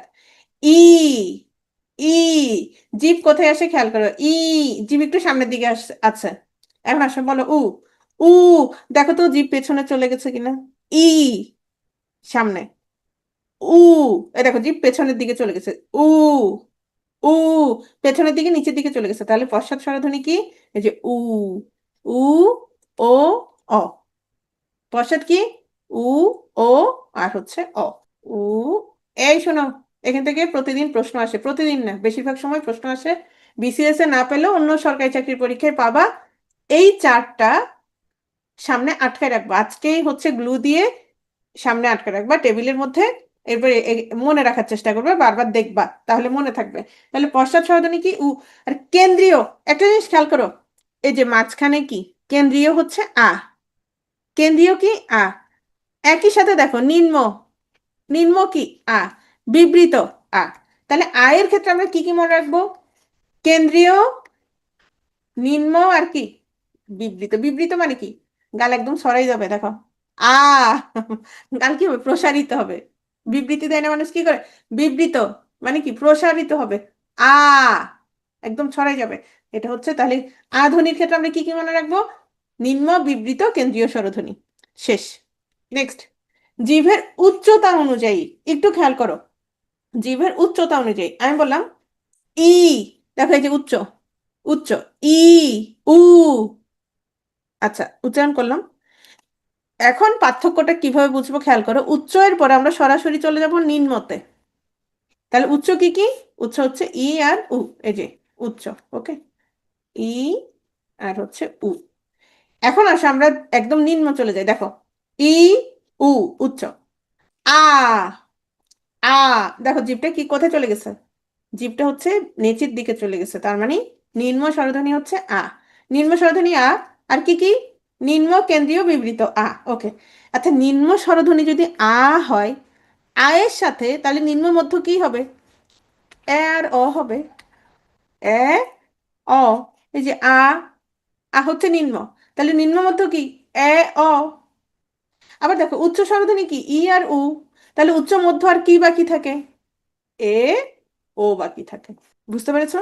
নেক্সট, ঠোঁটের আকৃতি। আচ্ছা শোনো, এই যে ঠোঁট আকৃতি মানে কি, আমি যে একটু আগে বললাম আ, যখন আ বলি ঠোঁট কি হয়? অনেক প্রসারিত হয়ে যায় না? বিবৃত। তাহলে তখন সেটার আমরা কি বলবো? বিবৃত। শোনো, ধরো আমার মেয়ের নাম হচ্ছে অরু, অরোরা। খেয়াল করো, অ, রো, রা, অ, অ। এখন আসো, সেম আমি যখন এটাকে আবার ছোট করি, দেখো আমি লিখছি অরু, কিন্তু বলি কি অরু, অরু। তাহলে অ এর অ, এটা কি? এটা গাল ছড়াই থাকে, এটা হচ্ছে বিবৃত। আবার আমি বললাম অরু, ও, ও যখন উচ্চারিত হয় তখন কি হয়? সংবৃত। বুঝতে পারছো? মানে মোট কথা হচ্ছে তোমার যখন বেশি প্রসারিত হবে তখন সেটা হচ্ছে বিবৃত, আর যখন হচ্ছে তোমার সংকুচিত হবে, জায়গা ছোট লাগবে ঠোঁটের, তখন সেটাকে আমরা কি বলবো? সংবৃত। তখন সেটাকে আমরা বলবো কি? সংবৃত। তাহলে বিবৃত স্বরধ্বনি কি? কেন্দ্রীয়, নিম্ন, বিবৃত আ। সংবৃত দেখো ই, উ, ছোট্ট জায়গা লাগতেছে, ঠোঁটের মাঝখানে ফাঁকাটা ছোট। তাহলে সংবৃত কি? এই দেখো সংবৃত, এই যে সংবৃত, সংবৃত হচ্ছে ই আর উ, রসই, রস উ। এখন একটা জিনিস খেয়াল করো, বিবৃত স্বরধ্বনি যদি আ হয় তাহলে অর্ধ বিবৃত কি হবে? এ আর অ হবে। এ আর অ। ওকে, তাহলে অর্ধসংগীত কি থাকবে? এই যে এ আর ও, এ, ও। আশা করি ক্লিয়ার, আশা করি এটা ক্লিয়ার। বাংলা স্বরবর্ণের উচ্চারণগত উপস্থাপনা। ও, ওষ্ঠ দেখো উ, উ, ঠোঁট কি হয়ে যেতেছে একদম, মানে গোলাকার ছোট্ট হয়ে যেতেছে। কণ্ঠবর্ণ অ, আ, হ্যাঁ তালব্য বর্ণ ই, ই। তাহলে কণ্ঠবর্ণ হচ্ছে অ আর আ। তালব্য ই, রস্বই, মূর্ধন্য রি, ওষ্ঠ উ, উ। আর কণ্ঠ তালব্য এ, ওই, কণ্ঠস্থ ও, ঔ। দেখো ও, ঔ। তাহলে আমরা কিভাবে মনে রাখবো দেখো, কণ্ঠ অ আর আ। ওকে, তালব্য দেখো ওষ্ঠ, দেখো ওষ্ঠ হচ্ছে কি? উ, উ। তাহলে ওষ্ঠ যদি উ, উ হয়, আর কণ্ঠস্থ তাহলে কি হবে? ও, ঔ। তালব্য ই, ই। কণ্ঠ তালব্য হচ্ছে এ, ওই। মূর্ধন্য হচ্ছে মাঝখানেটা, মনে রাখবা রি হচ্ছে মাঝখানে, সো মূর্ধন্য, মধ্য হিসেবে মনে রাখবা। ওকে, তাহলে আমাকে বলো, আমি একটু এবার চ্যাট অপশনটা অন করি। নিম্ন বিবৃত স্বরধ্বনি কোনটি? নিম্ন বিবৃত স্বরধ্বনি, তাহলে দেখো আ, আ কি হবে? আ। নিম্ন বিবৃত একই সাথে কি বলো তো? নিম্ন বিবৃত আরেকটা কি? মধ্য, অথবা মধ্য, অথবা কি বলবো? কেন্দ্রীয়। এই যে ধরো একটু আগে, আগে স্লাইডটা ধরো দেখাবো, তাহলে আমার প্রশ্নটা আগে শেষ হোক। মাইশা, আগে প্রশ্নটা শেষ হোক, সবাই উত্তর দিচ্ছে, তাহলে একটু পরে দেখি আমরা, তাই না? স্লাইডটা দিয়েই দিব, কেন্দ্রীয়। ওকে, তাহলে হচ্ছে নিম্ন বিবৃত কেন্দ্রীয়। ওকে, এর ক্ষেত্রে আমরা কি কি মনে রাখবো বলো তো? এ কি হবে আগে বলো? সম্মুখ নাকি সম্মুখ না? সম্মুখ। ওকে, সম্মুখ। হ্যাঁ, সম্মুখ। এটা হচ্ছে কি অনুসারে? জীবের অগ্রপশ্চাৎ অনুসারে। আর জীবের উচ্চতা অনুযায়ী কি হবে? উচ্চ মধ্য। সম্মুখ, সম্মুখ, আর হচ্ছে কি? এই যে উচ্চ মধ্য, উচ্চ মধ্য। ওকে, তারপর ঠোঁটের উন্মুক্তি অনুসারে, ঠোঁটের আকৃতি অনুসারে অর্ধ সংবৃত। অর্ধ সংবৃত। আচ্ছা, অর্ধ সংবৃত। সংবৃত কোন দুইটা বলো তো? এটা তো অর্ধ সংবৃত। সংবৃত দুইটা কি কি? ই এবং উ। এ দুটাতে একদম ঠোঁটের ফাঁকে ফাঁকাটা কম লাগে, ই এবং উ। আচ্ছা, তাহলে বিবৃত কোনটা বলো তো? আ। ওকে, আ বিবৃত। তাহলে আ যদি বিবৃত হয়, অর্ধ বিবৃত কোন দুইটা? অ এবং এ। অ এবং এ। আচ্ছা, ঠিক আছে। তাহলে অর্ধ সংবৃত কি হবে? এ এবং ও। Very good. আচ্ছা, তাহলে ই এর ক্ষেত্রে আমরা কি কি মনে রাখবো? আগে বলো তো তাহলে, জীবের অগ্রপশ্চাৎ অনুসারে কি হবে? সম্মুখ। অগ্রপশ্চাৎ অনুসারে হচ্ছে সম্মুখ। ওকে, তারপর হচ্ছে তোমার জীবের উচ্চতা অনুযায়ী উচ্চ। জীবের উচ্চতা অনুযায়ী হচ্ছে উচ্চ। আর জীবের ঠোঁটের আকৃতি অনুসারে, জীব না, ঠোঁটের আকৃতি অনুসারে সংবৃত। আর এ নিম্ন মধ্য অর্ধ বিবৃত সম্মুখ। এ, এ কি হবে? সম্মুখ, নিম্ন মধ্য, অর্ধ বিবৃত। সংবৃত, বিবৃত। বিবৃত মানে তোমার ঠোঁটের ফাঁকা বেশি থাকবে। আ, আ, ঠোঁটের ফাঁকা বেশি থাকতেছে সাইমা। দেখো, উ, ঠোঁটের ফাঁকটা কম, ছোট, এই জন্য এটা সংবৃত। ক্লিয়ার?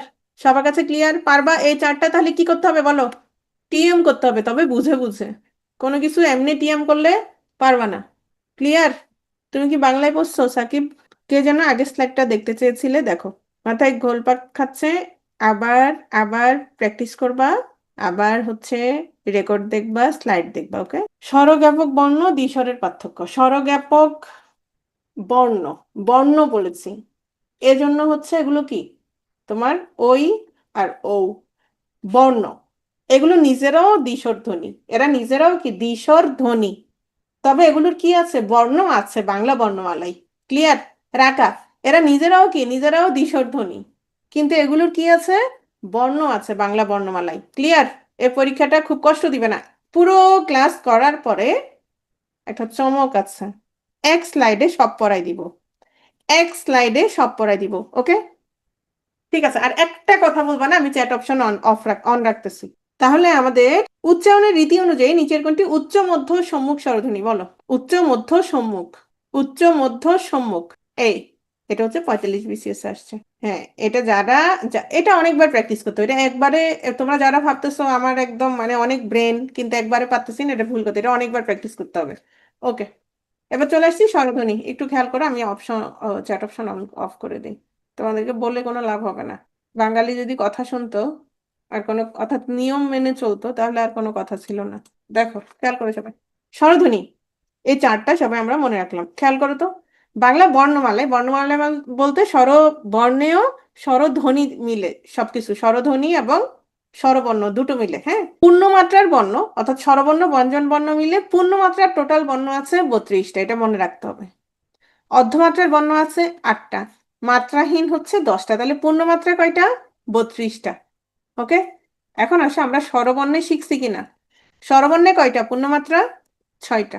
তাহলে ব্যঞ্জন, ব্যঞ্জন বর্ণের পূর্ণমাত্রা কয়টা হবে?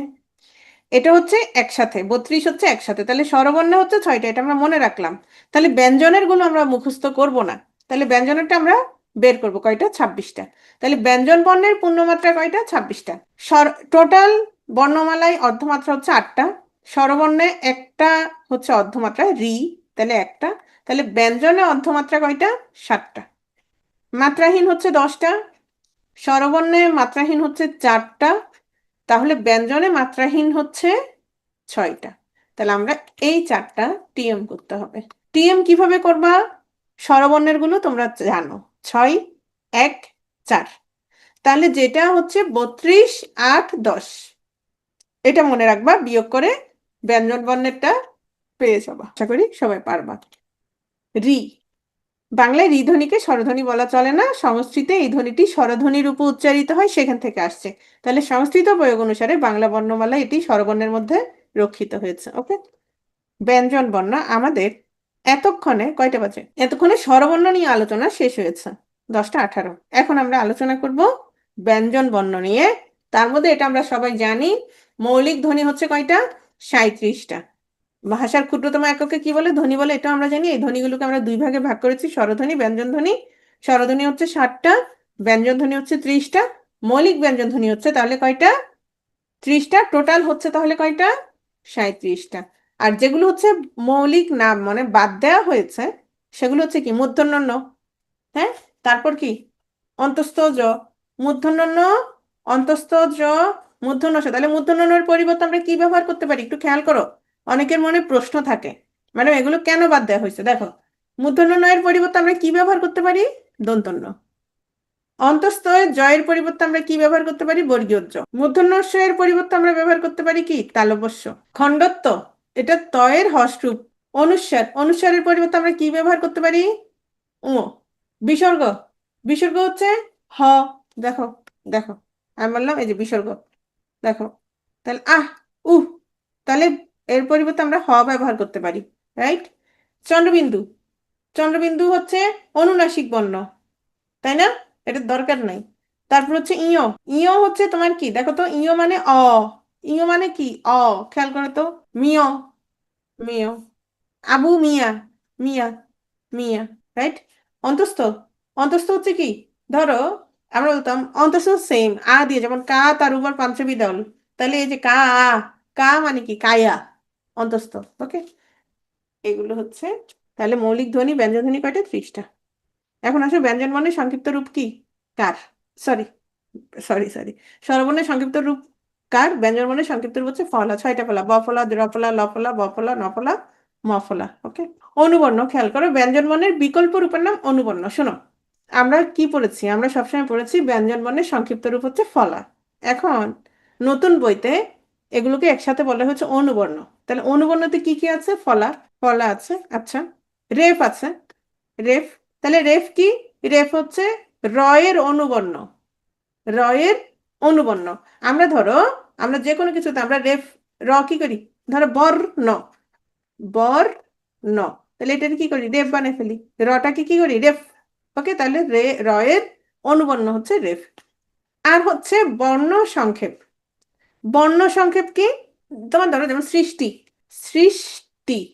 তাহলে অথবা ধরো দন্তস্ব, দন্তস্ব আমরা সংক্ষেপে কি লিখি, এই যে সংক্ষেপে এভাবে লিখি না, ছোট্ট করে, বর্ণ সংক্ষেপ। তাহলে এটা কি, এটা হচ্ছে বর্ণ সংক্ষেপ। বুঝতে পারছো, বর্ণ সংক্ষেপ কি করি, ছোট করে লিখি না, এটাই বর্ণ সংক্ষেপ। তাহলে এখন আসো যুক্তবর্ণ, সংখ্যাবর্ণ। যুক্তবর্ণ কি, যুক্তবর্ণ আমরা সবাই চিনি, এই যে এটাও একটা যুক্তবর্ণ, এই যে কয় তো, ক যুক্ত, এটা কি, এটা তাহলে যুক্তবর্ণ। সংখ্যাবর্ণ কি, সংখ্যাবর্ণ হচ্ছে তোমার বাংলা ভাষায় সংখ্যা নির্দেশের জন্য 10টা সংখ্যাবর্ণ আছে, 1 থেকে 9 পর্যন্ত, সেই সাথে হচ্ছে শূন্য। তাহলে যদি প্রশ্ন করে সংখ্যাবর্ণ কয়টি, কি হবে, 10টি। সংখ্যাবর্ণ কয়টি, 10টি। অনুবর্ণ, অনুবর্ণের মধ্যে কি কি আছে, ফলা, ফলা, রেফ, বর্ণ সংক্ষেপ, ফলা, রেফ, বর্ণ সংক্ষেপ। ওকে, যুক্তবর্ণ, যুক্তবর্ণ আমরা সবাই চিনি, সংখ্যাবর্ণ চিনি, সংখ্যাবর্ণ হচ্ছে শুধু সংখ্যাগুলা। তাহলে সংখ্যা কি কি, 1 2 3 4 5 6 7 8 9, আর হচ্ছে শূন্য। তাহলে সংখ্যাবর্ণ কয়টা, 10টা। যুক্ত ব্যঞ্জন আমরা সবাই চিনি, যে কোনো বর্গের বা গোত্রের ব্যঞ্জন যুক্ত হলে সেটাকে যুক্ত ব্যঞ্জন বলে। আর যুগ্ম, যুগ্ম ব্যঞ্জনে কি হবে, দুটো একই রকম হবে। যেমন আমরা বলে আম্মা, আম্মা, তাহলে ম ম, এটা হচ্ছে যুগ্ম, এটা হচ্ছে কি যুগ্ম। আর যুক্ত তো বুঝছি, যে কোনো দুইটা। তাহলে অনুবর্ণ দেখো, ফলা, রেফ, বর্ণ সংক্ষেপ, ফলা, রেফ, বর্ণ সংক্ষেপ। যুক্ত বর্ণ চিনলাম, যুগ্ম বুঝলাম, সংখ্যা বর্ণ হচ্ছে 10টা। ওকে, এখন আসে ব্যঞ্জন ধ্বনি। আমরা ব্যঞ্জন ধ্বনি নিয়ে আলোচনা করব, সবাই মনোযোগ দিবে, সবাই মনোযোগ দাও। স্পর্শ বর্ণ, স্পর্শ বর্ণ কি, ক থেকে ম পর্যন্ত 25টা বর্ণকে বলা হয় স্পর্শ বর্ণ। কেন, এগুলো উচ্চারণের সময় জিভের কোনো না কোনো অংশের সাথে কণ্ঠ, তালু, মূর্ধা, দন্ত, ওষ্ঠ, এদের কারো না কারোর স্পর্শ ঘটে, এজন্য এগুলোকে বলে স্পর্শ বর্ণ। তাহলে স্পর্শ বর্ণ কয়টি, স্পর্শ বর্ণ কয়টি, 25টি। 25টি, ক থেকে ম পর্যন্ত। এখন আসলে আমরা এগুলোকে ভাগ করব।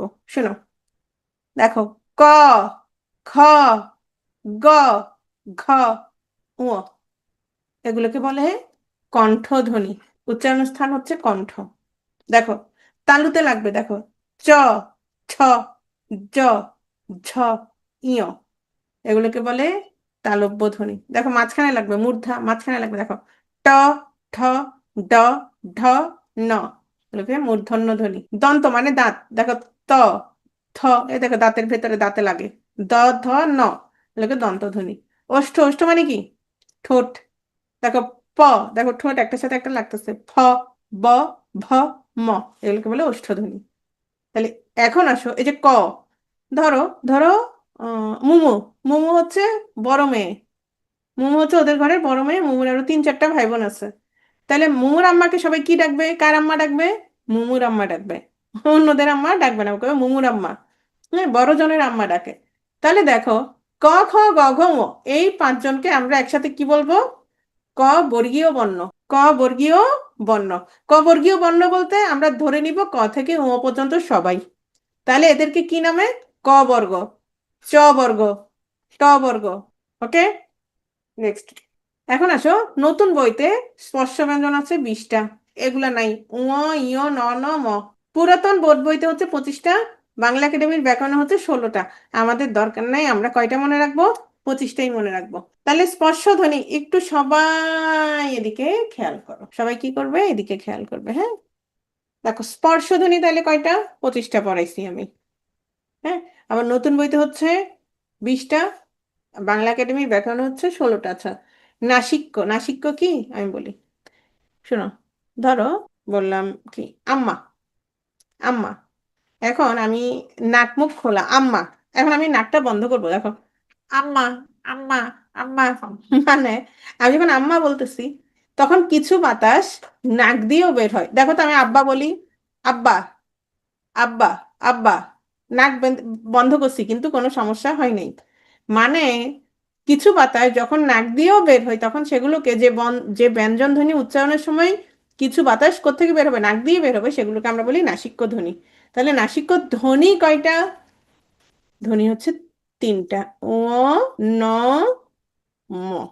শুনো, মূলত ক, খ, গ, ঘ, ঙ, হ্যাঁ, অর্থাৎ লাস্টের যেগুলো, দেখো, ও, ইয়, ন, ন, ম। দেখো, একটা জিনিস খেয়াল করো, এই যে এগুলো, উ, ইয়, ন, ন, ম, এগুলো হচ্ছে নাসিক্য ব্যঞ্জন। নাসিক্য ব্যঞ্জন। এখানের মধ্যে ধ্বনি 2টা বাদ, যেহেতু মৌলিক ধ্বনি না। তাহলে ইয় বাদ আর মূর্ধন্য ন বাদ, তাহলে কি থাকে? উ, ন, ম। তাহলে নাসিক্য ধ্বনি কয়টা? 3টা, উ, ন, ম। আর ব্যঞ্জন হচ্ছে কোথাও কোথাও দেওয়া আছে 5টা, এই যে এই 5টা, এই 5টা, সাথে আরো 2টা আছে। সাথে আরো 2টা কি কি? চন্দ্রবিন্দু আর হচ্ছে অনুস্বার। তাহলে এই 5টার সাথে দুটো যোগ করলে কয়টা? 7টা। তাহলে বর্ণ কয়টা? বর্ণ হচ্ছে 7টা। ধ্বনি কয়টা? ধ্বনি হচ্ছে 3টা। নাসিক্য ধ্বনি 3টা। নাসিক্য ব্যঞ্জন, বর্ণ, নাসিক্য বর্ণ 7টা। কম্পনজাত ধ্বনি, চানাচুর, চানাচুর। এই যে র, জীব কি হচ্ছে? কাঁপতেছে, কম্পন। জীবের কি হয়েছে? কাঁপতেছে। যারা পড়াশোনা করবে না, দেখো খেয়াল করো। তাহলে কম্পনজাত ধ্বনি র, এই যে জীবটা কাঁপলো, তাহলে কি হলো? র। এটা হচ্ছে কম্পনজাত ধ্বনি। তারণজাত ধ্বনি, তাড়িত হবে। একটু খেয়াল করো, এই ডয় শূন্য র। তারণজাত ধ্বনি কেমনে মনে রাখবা? তারণজাতে ডয় শূন্য র আছে। তাহলে তারণজাত ধ্বনি হচ্ছে ডয় শূন্য র, ঢয় শূন্য র। ডয় শূন্য র, ঢয় শূন্য র। যে ধ্বনি জীবের নিচের অংশ থেকে দন্তমূল তারণ করে উচ্চারিত হয়, সেটাকে বলে তারণজাত ব্যঞ্জন। তোমাদের দরকার নাই, সংখ্যা দরকার নাই, তুমি মনে রাখবে কেমনে? তারণের মধ্যে ডয় শূন্য র আছে। পার্শ্বিক ধ্বনি ল। কেন? ল উচ্চারণের সময় জিভের পাশ দিয়ে কিছু বাতাস বের হয়ে যায়, নাসিক্যতে নাক দিয়ে বের হয়, এজন্য। তাহলে পার্শ্বিক ধ্বনি হচ্ছে ল। ওকে। উষ্ণ বর্ণ, উষ্ণ ব্যঞ্জন। এগুলো কি হবে? যে ধ্বনি উচ্চারণে মুখের বাতাস বেশি বের হয়, শ্বাস বায়ুর উপর প্রাধান্য থাকে, সেগুলোকে কি বলে? উষ্ণ ধ্বনি বলে। কি কি দেখাও? উষ্ণ, উষ্ণ, স, স। তাহলে কি হবে? স, তালব্য স, মূর্ধন্য স, দন্ত স, হ। এগুলো হচ্ছে উৎসব বর্ণ। আচ্ছা, এখন যদি আমি ধ্বনি বলি, যদি উৎস ধ্বনি বলি, তাহলে এই যে তালব্য স, মূর্ধন্য স দুটো থাকবে, মূর্ধন্য স বাদ। তাহলে ধ্বনি কি হবে? 3টা। তালব্যস্য দন্তস্য হ। শীষ, শুধু তালব্যস্য। তাহলে কি কি শীষ বর্ণ কি কি? হ বাদ, হ বাদ, দেখো হ বাদ। তালব্যস্য দন্তস্য মূর্ধন্যস্য, এগুলো হচ্ছে শীষ বর্ণ। এগুলো কি? শীষ বর্ণ। শীষ দেওয়ার মতো সাউন্ড হবে, উচ্চারণ হবে। তাহলে শীষ বর্ণ তালব্যস্য, হ দিয়ে কিন্তু শীষ হবে না, হ এরকম হচ্ছে না, রাইট? তাহলে তালব্যস্য দন্তস্য মূর্ধন্যস্য, এগুলো শীষ বর্ণ। শীষ ধ্বনি কি হবে? শোনো, শীষ বর্ণের ক্ষেত্রে যে শীষ আছে, ওকে, তাহলে ধ্বনি কি হবে? ধ্বনি তাহলে মূর্ধন্যস্য বাদ, তাহলে শীষ ধ্বনি হচ্ছে দুইটা, এই যে তালব্যস্য আর দন্তস্য। তাহলে ধ্বনি হচ্ছে কয়টা? ধ্বনি হচ্ছে দুইটা, তালব্যস্য আর কি দন্তস্য। উৎসবর্ণ চারটা, ধ্বনি তিনটা, উৎসধ্বনি। শীষ বর্ণ তিনটা, শীষ ধ্বনি দুইটা।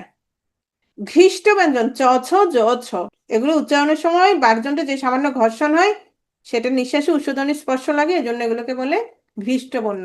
চ ছ জ ছ। অন্তস্থ, অন্তস্থ দিয়ে উষ্ণ এবং স্পর্শ এবং উষ্ণধ্বনির অন্তরে থাকে, মানে মাঝখানে থাকে, এগুলোকে বলে কি? অন্তস্থ বর্ণ। অন্তস্থ বর্ণ কি কি?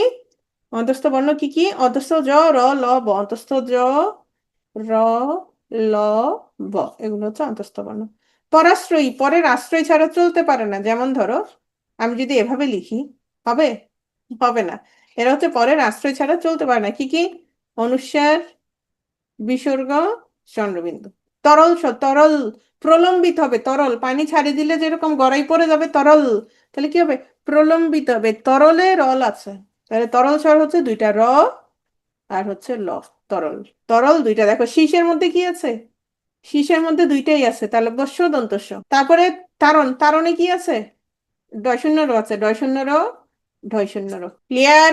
ক্লিয়ার না হলে আর কি করার, এটা টিএম করে ফেলবা। তারণ জাত, ডয় শূন্য র ঢয় শূন্য র। কম্পন জাত র, পার্শ্বিক ল।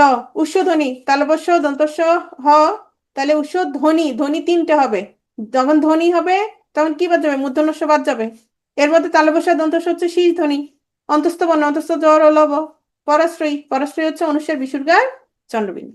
উচ্চারণের স্থান অনুসারে, শোনো এটা মনে রাখবা, কণ্ঠ, তালব্য, মূর্ধ, দন্ত, ওষ্ঠ, এটা মনে রাখবা। নতুন বইতে 7 প্রকার, আগে কিন্তু 5 প্রকারই পড়েছি। 7 প্রকারের ক্ষেত্রে একটু খেয়াল করো। প্রথম আসো কণ্ঠ, ক খ গ ঘ ঙ, সহজ। কণ্ঠ নালীয়, জাস্ট হটা মনে রাখবা। তাহলে কণ্ঠ নালীয় হচ্ছে নতুন। এই, কান্নার রিয়েক্ট কেন দিচ্ছে? আবার ক্লাস দেখবা।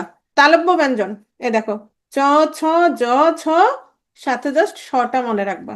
মূর্ধন্য, ট ঠ ড ঢ, মূর্ধন্য ট ঠ ড ঢ, জাস্ট ড শূন্য র ঢ শূন্য র মনে রাখবা। দন্ত, ত থ দ ধ, ত থ দ ধ। দন্ত মূলীয়, দন্তন্য র ল দন্তস্ব, এটা নতুন, এটা মনে রাখবা, হ্যাঁ? ওষ্ঠ তো জানো, প ফ ব ভ ম। ওকে, তাহলে যেগুলো দাগ দিছি জাস্ট সেগুলো খেয়াল রাখবা। স্বরতন্ত্রের অবস্থা অনুসারে ঘোষ অঘোষ, এটা খুব মজার, একটু খেয়াল করো সবাই। ঘোষ আর অঘোষ সবাই খেয়াল করো। বর্গের প্রথম দুইটা ধ্বনি, ধরো মানুষের মধ্যে যারা ভালো, প্রথম শ্রেণীর দ্বিতীয় শ্রেণীর যারা খুবই ভালো, তারা কি খায় না? ঘুষ খায় না, তাহলে আমরা তাদের বলবো অঘোষ। যে ধ্বনি উচ্চারণের সময় স্বরতন্ত্রী অনুরণিত হয় না, কাঁপে না, তাদেরকে বলে অঘোষ। ক খ চ ছ ট শোনো, তোমরা যদি মনে প্রথম থেকে মনে করতে মানে তোমাদের মনে হইতেছে কি কঠিন, কি কঠিন, আর পারতেছি না, আর পারতেছি না, তোমাদের বিসিএস দেওয়ার দরকার নাই। এত লম্বা সিলেবাস, এত ধৈর্য, 200 নম্বরের পরীক্ষা, 4 লক্ষ পরীক্ষা দিবে, তারপর পাশ করবে হচ্ছে তোমার কতজন? 12,000, 10,000, 16,000, 15,000, এখন কম পাশ করাই। তারপর হচ্ছে 900 মার্কসের রিটেন, তারপর হচ্ছে ভাইবা। তোমরা যারা একটা ক্লাস করার সময় এত বেশি রিয়েক্ট দিচ্ছ, স্যাড রিয়েক্ট দিচ্ছ, তোমরা ক্লাস করো না, পরে দরকার হলে রেকর্ড দেখো, অথবা মনে মনে ভালো করে ভাবো বিসিএস এর জন্য পড়বা কিনা। ঠিক আছে? খেয়াল করো সবাই, দেখো। অঘোষ তাহলে কি? বর্গের প্রথম দুইটা ধ্বনি, বর্গের প্রথম দুইটা বর্ণ হচ্ছে অঘোষ বর্ণ। ক খ চ ছ ট ঠ ত থ প ফ, তাহলে বর্গের প্রথম এবং দ্বিতীয় বর্ণ হচ্ছে অঘোষ বর্ণ। শেষ। স্বরতন্ত্রে কি হবে না? অনুরণিত হবে না, এই যে অ, অ, মানে এগুলো কি? ঘোষ না অঘোষ। স্বরতন্ত্রী অনুরণিত হবে না। স্বরতন্ত্রী পন্থী বাদ দাও। অঘোষ ধ্বনি হচ্ছে বর্গের প্রথম দুইটা, শেষ। আর ঘোষ হচ্ছে বর্গের শেষগুলো, ঘোষ ধ্বনি। ওকে, এখন আসো, সাথে কোনগুলো মনে রাখবা? ম, যেগুলো হচ্ছে তোমার ইয়াতে নাই, এই চার্টে নাই। দন্তন্য র ল, ডশন্য র ঢশন্য র, তাহলে এই যে তারণজাত যেগুলো পড়ছে এগুলো কি ঘোষ। উ, হ। অঘোষ হচ্ছে তালব্যস্য দন্তস্য। ওকে, এখন আসো ফুসফুস তাড়িত বাতাসের চাপ। চাপ, চাপ যখন কম তখন বলবো অল্প প্রাণ। ক, চ, ট, ত, প। শক্তি কম লাগে। খ, ছ, ঠ, থ, ফ। শক্তি বেশি লাগে, তাহলে এখানে বাতাস বেশি লাগে, চাপ বেশি, আধিক্য থাকে। এজন্য ক, চ, ট, ত, প মানে বর্গের প্রথম এবং বর্গের তৃতীয়। গ, জ, ড, দ, ব বর্গের তৃতীয়। এই বর্ণগুলো হচ্ছে কি অল্প প্রাণ, এগুলো হচ্ছে অল্প প্রাণ। আবার খ, ছ, ঠ, থ, ফ, ঘ, ঝ, ঢ, ধ, ভ এগুলো হচ্ছে দ্বিতীয় আর হচ্ছে চতুর্থ। তাহলে বর্গের দ্বিতীয় এবং চতুর্থ হচ্ছে কি মহাপ্রাণ। ইজি না? একদম সহজ। তাহলে আবার অল্প প্রাণ যেগুলো হচ্ছে ক থেকে ম পর্যন্ত নাই, দন্তস্ব, ডয় শূন্য র, ঢয় শূন্য র। আচ্ছা, ডয় শূন্য র যদি অল্প প্রাণ হয় তাহলে ঢয় শূন্য র কি হবে? মহাপ্রাণ হবে, যে মহাপ্রাণ। আবার হ, হ হচ্ছে মহাপ্রাণ। মহাপ্রাণ, মহা ঘুষখোর মানে হচ্ছে মহাপ্রাণ ঘোষ ধ্বনি। হকে বলা হয় মহাপ্রাণ ঘোষ ধ্বনি মানে মহা ঘুষখোর। হ হচ্ছে মহা ঘুষখোর। এখানে হচ্ছে একসাথে আছে, এগুলো দেখে নিবা, এই যে ঘোষ অঘোষ। তাহলে অঘোষ কোনগুলো?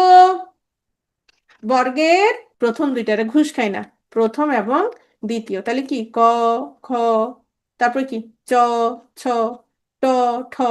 ওকে, তারপর হচ্ছে ঘোষ পরের গুলা। অল্প প্রাণ কোনগুলো? প্রথম এবং তৃতীয়। ক, খ, গ তাহলে ক আর গ। চ, ছ, জ তাহলে চ আর কি জ, অল্প প্রাণ। আর মহাপ্রাণ কোনগুলো? দ্বিতীয় চতুর্থ। খ, ঘ, ঠ, থ, ধ। ওকে, এগুলো হচ্ছে মহাপ্রাণ।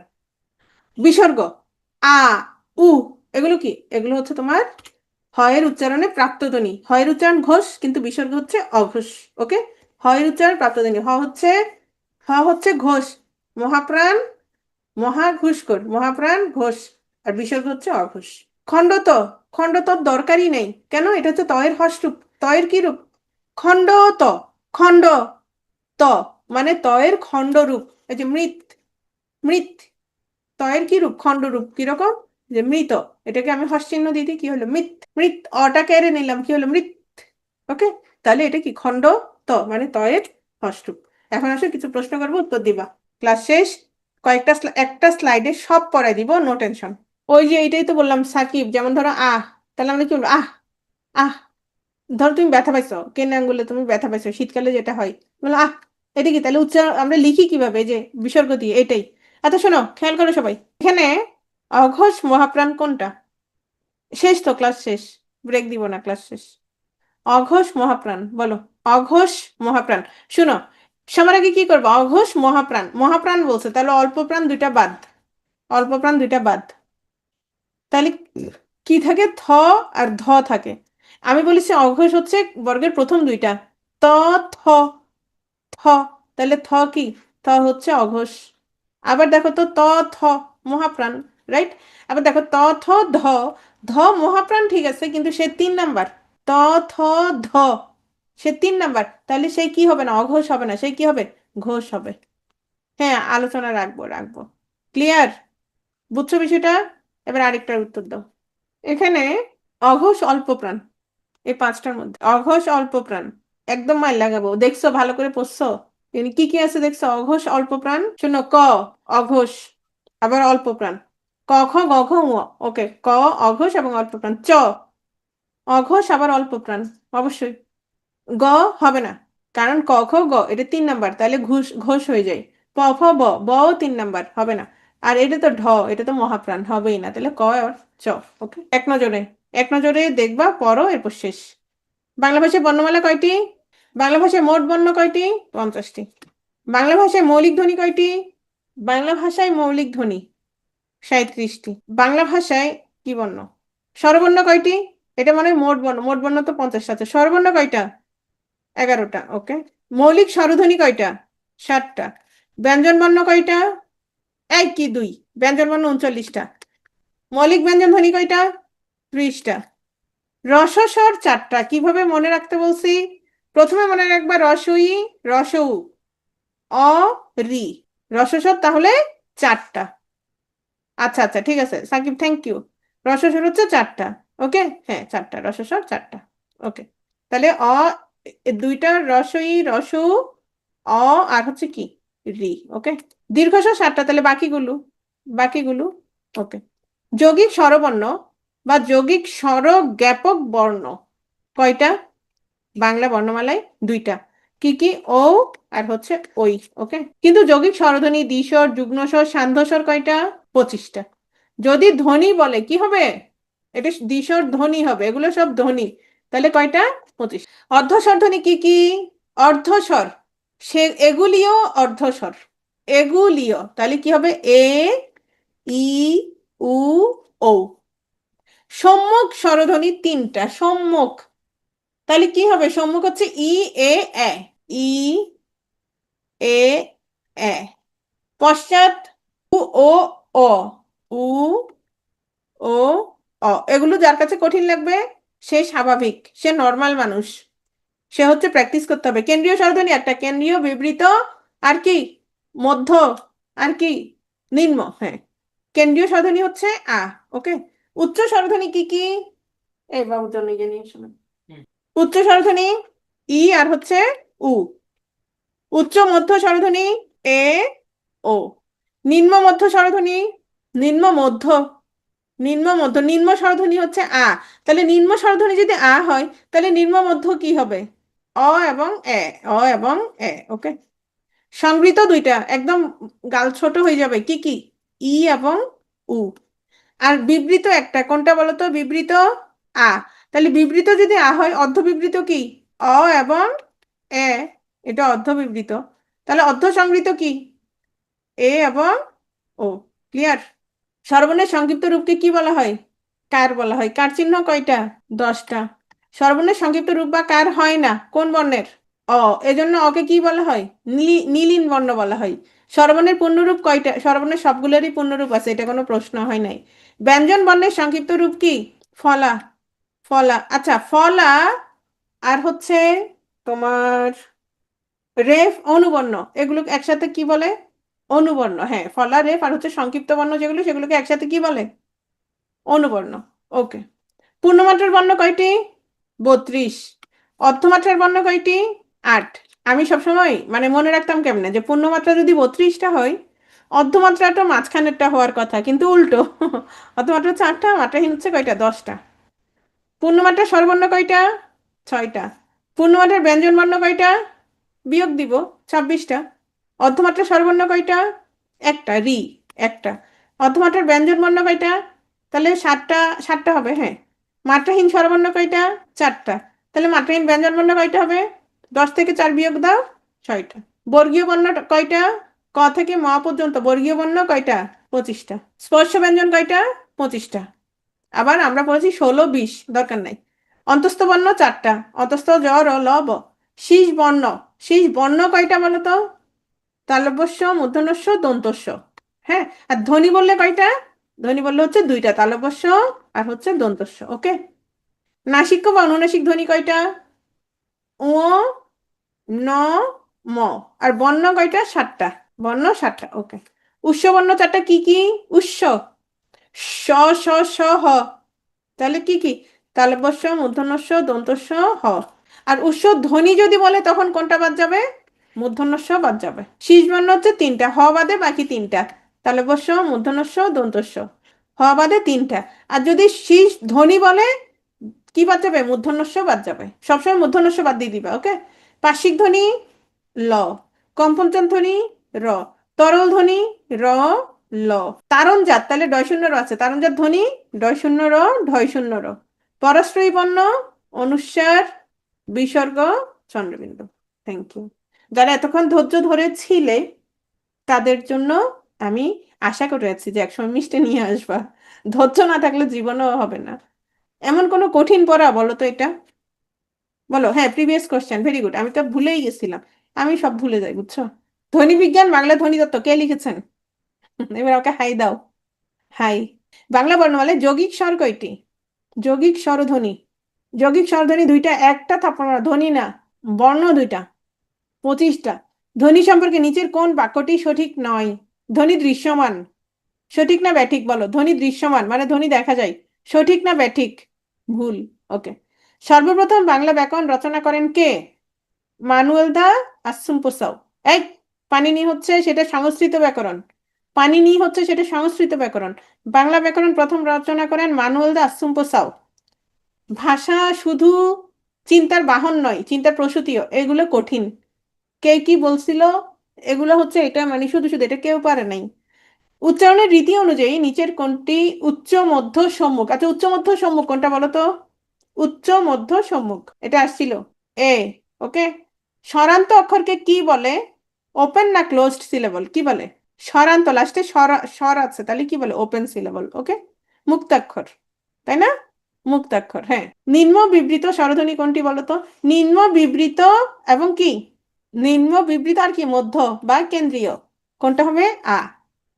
দেখছো এখান থেকে কয়বার প্রশ্ন আসে? বাকযন্ত্রের অংশ কোনটি? হাত পা, তাই না? হাত পা বাকযন্ত্রের অংশ নয়। ওকে। আচ্ছা। ব্যঞ্জনধ্বনির সংক্ষিপ্ত, ওগুলো তো দেখলে বুঝবা। ব্যঞ্জনধ্বনির সংক্ষিপ্ত রূপকে কি বলে? ফলা। বর্গের কোন বর্ণসমূহের ধ্বনি মহাপ্রাণ? তাহলে মহাপ্রাণ ধ্বনি কোনগুলো? দ্বিতীয় আর হচ্ছে চতুর্থ। ক, খ, গ, ঘ, চ, ছ, জ, ঝ। তাহলে দ্বিতীয় আর চতুর্থ। বাংলা ভাষায় ব্যবহৃত মৌলিক স্বরধ্বনি কয়টি? 7টি। মৌলিক স্বরধ্বনি 7টি। এটা কি? এই যুক্ত বর্ণটা কি বলতো? ব্রাহ্মণ। তাহলে এটা কি? এটা হচ্ছে হ যোগ ম। হ যোগ কি ম। আর এটা কি? এটা এই যে এটা কি? এটা কি? ক যোগ মূর্ধন্য ষ। ক যোগ মূর্ধন্য ষ। আচ্ছা, আমাকে বলো এটা কি? বলো, সবাই লিখো। মূর্ধন্য ষের সাথে কি? ইয়। মূর্ধন্য ষ যোগ মূর্ধন্য ণ। মূর্ধন্য ষ যোগ মূর্ধন্য ণ। ওকে। নিচের কোন শব্দে স্বভাবতই নয়ের ব্যবহার হয়েছে? আচ্ছা, এটা হচ্ছে নত্যবিধি থেকে, হ্যাঁ। ওকে। এই হচ্ছে প্রশ্ন। ঠিক আছে সবার? ওকে। ঠিক আছে, আর কারো কোনো প্রশ্ন? প্রশ্ন থাকলে টেলিগ্রাম আছে, আর তারপরে প্রশ্ন থাকলে করতে পারো। আর 1 মিনিট আছে। Good night. আল্লাহ হাফেজ।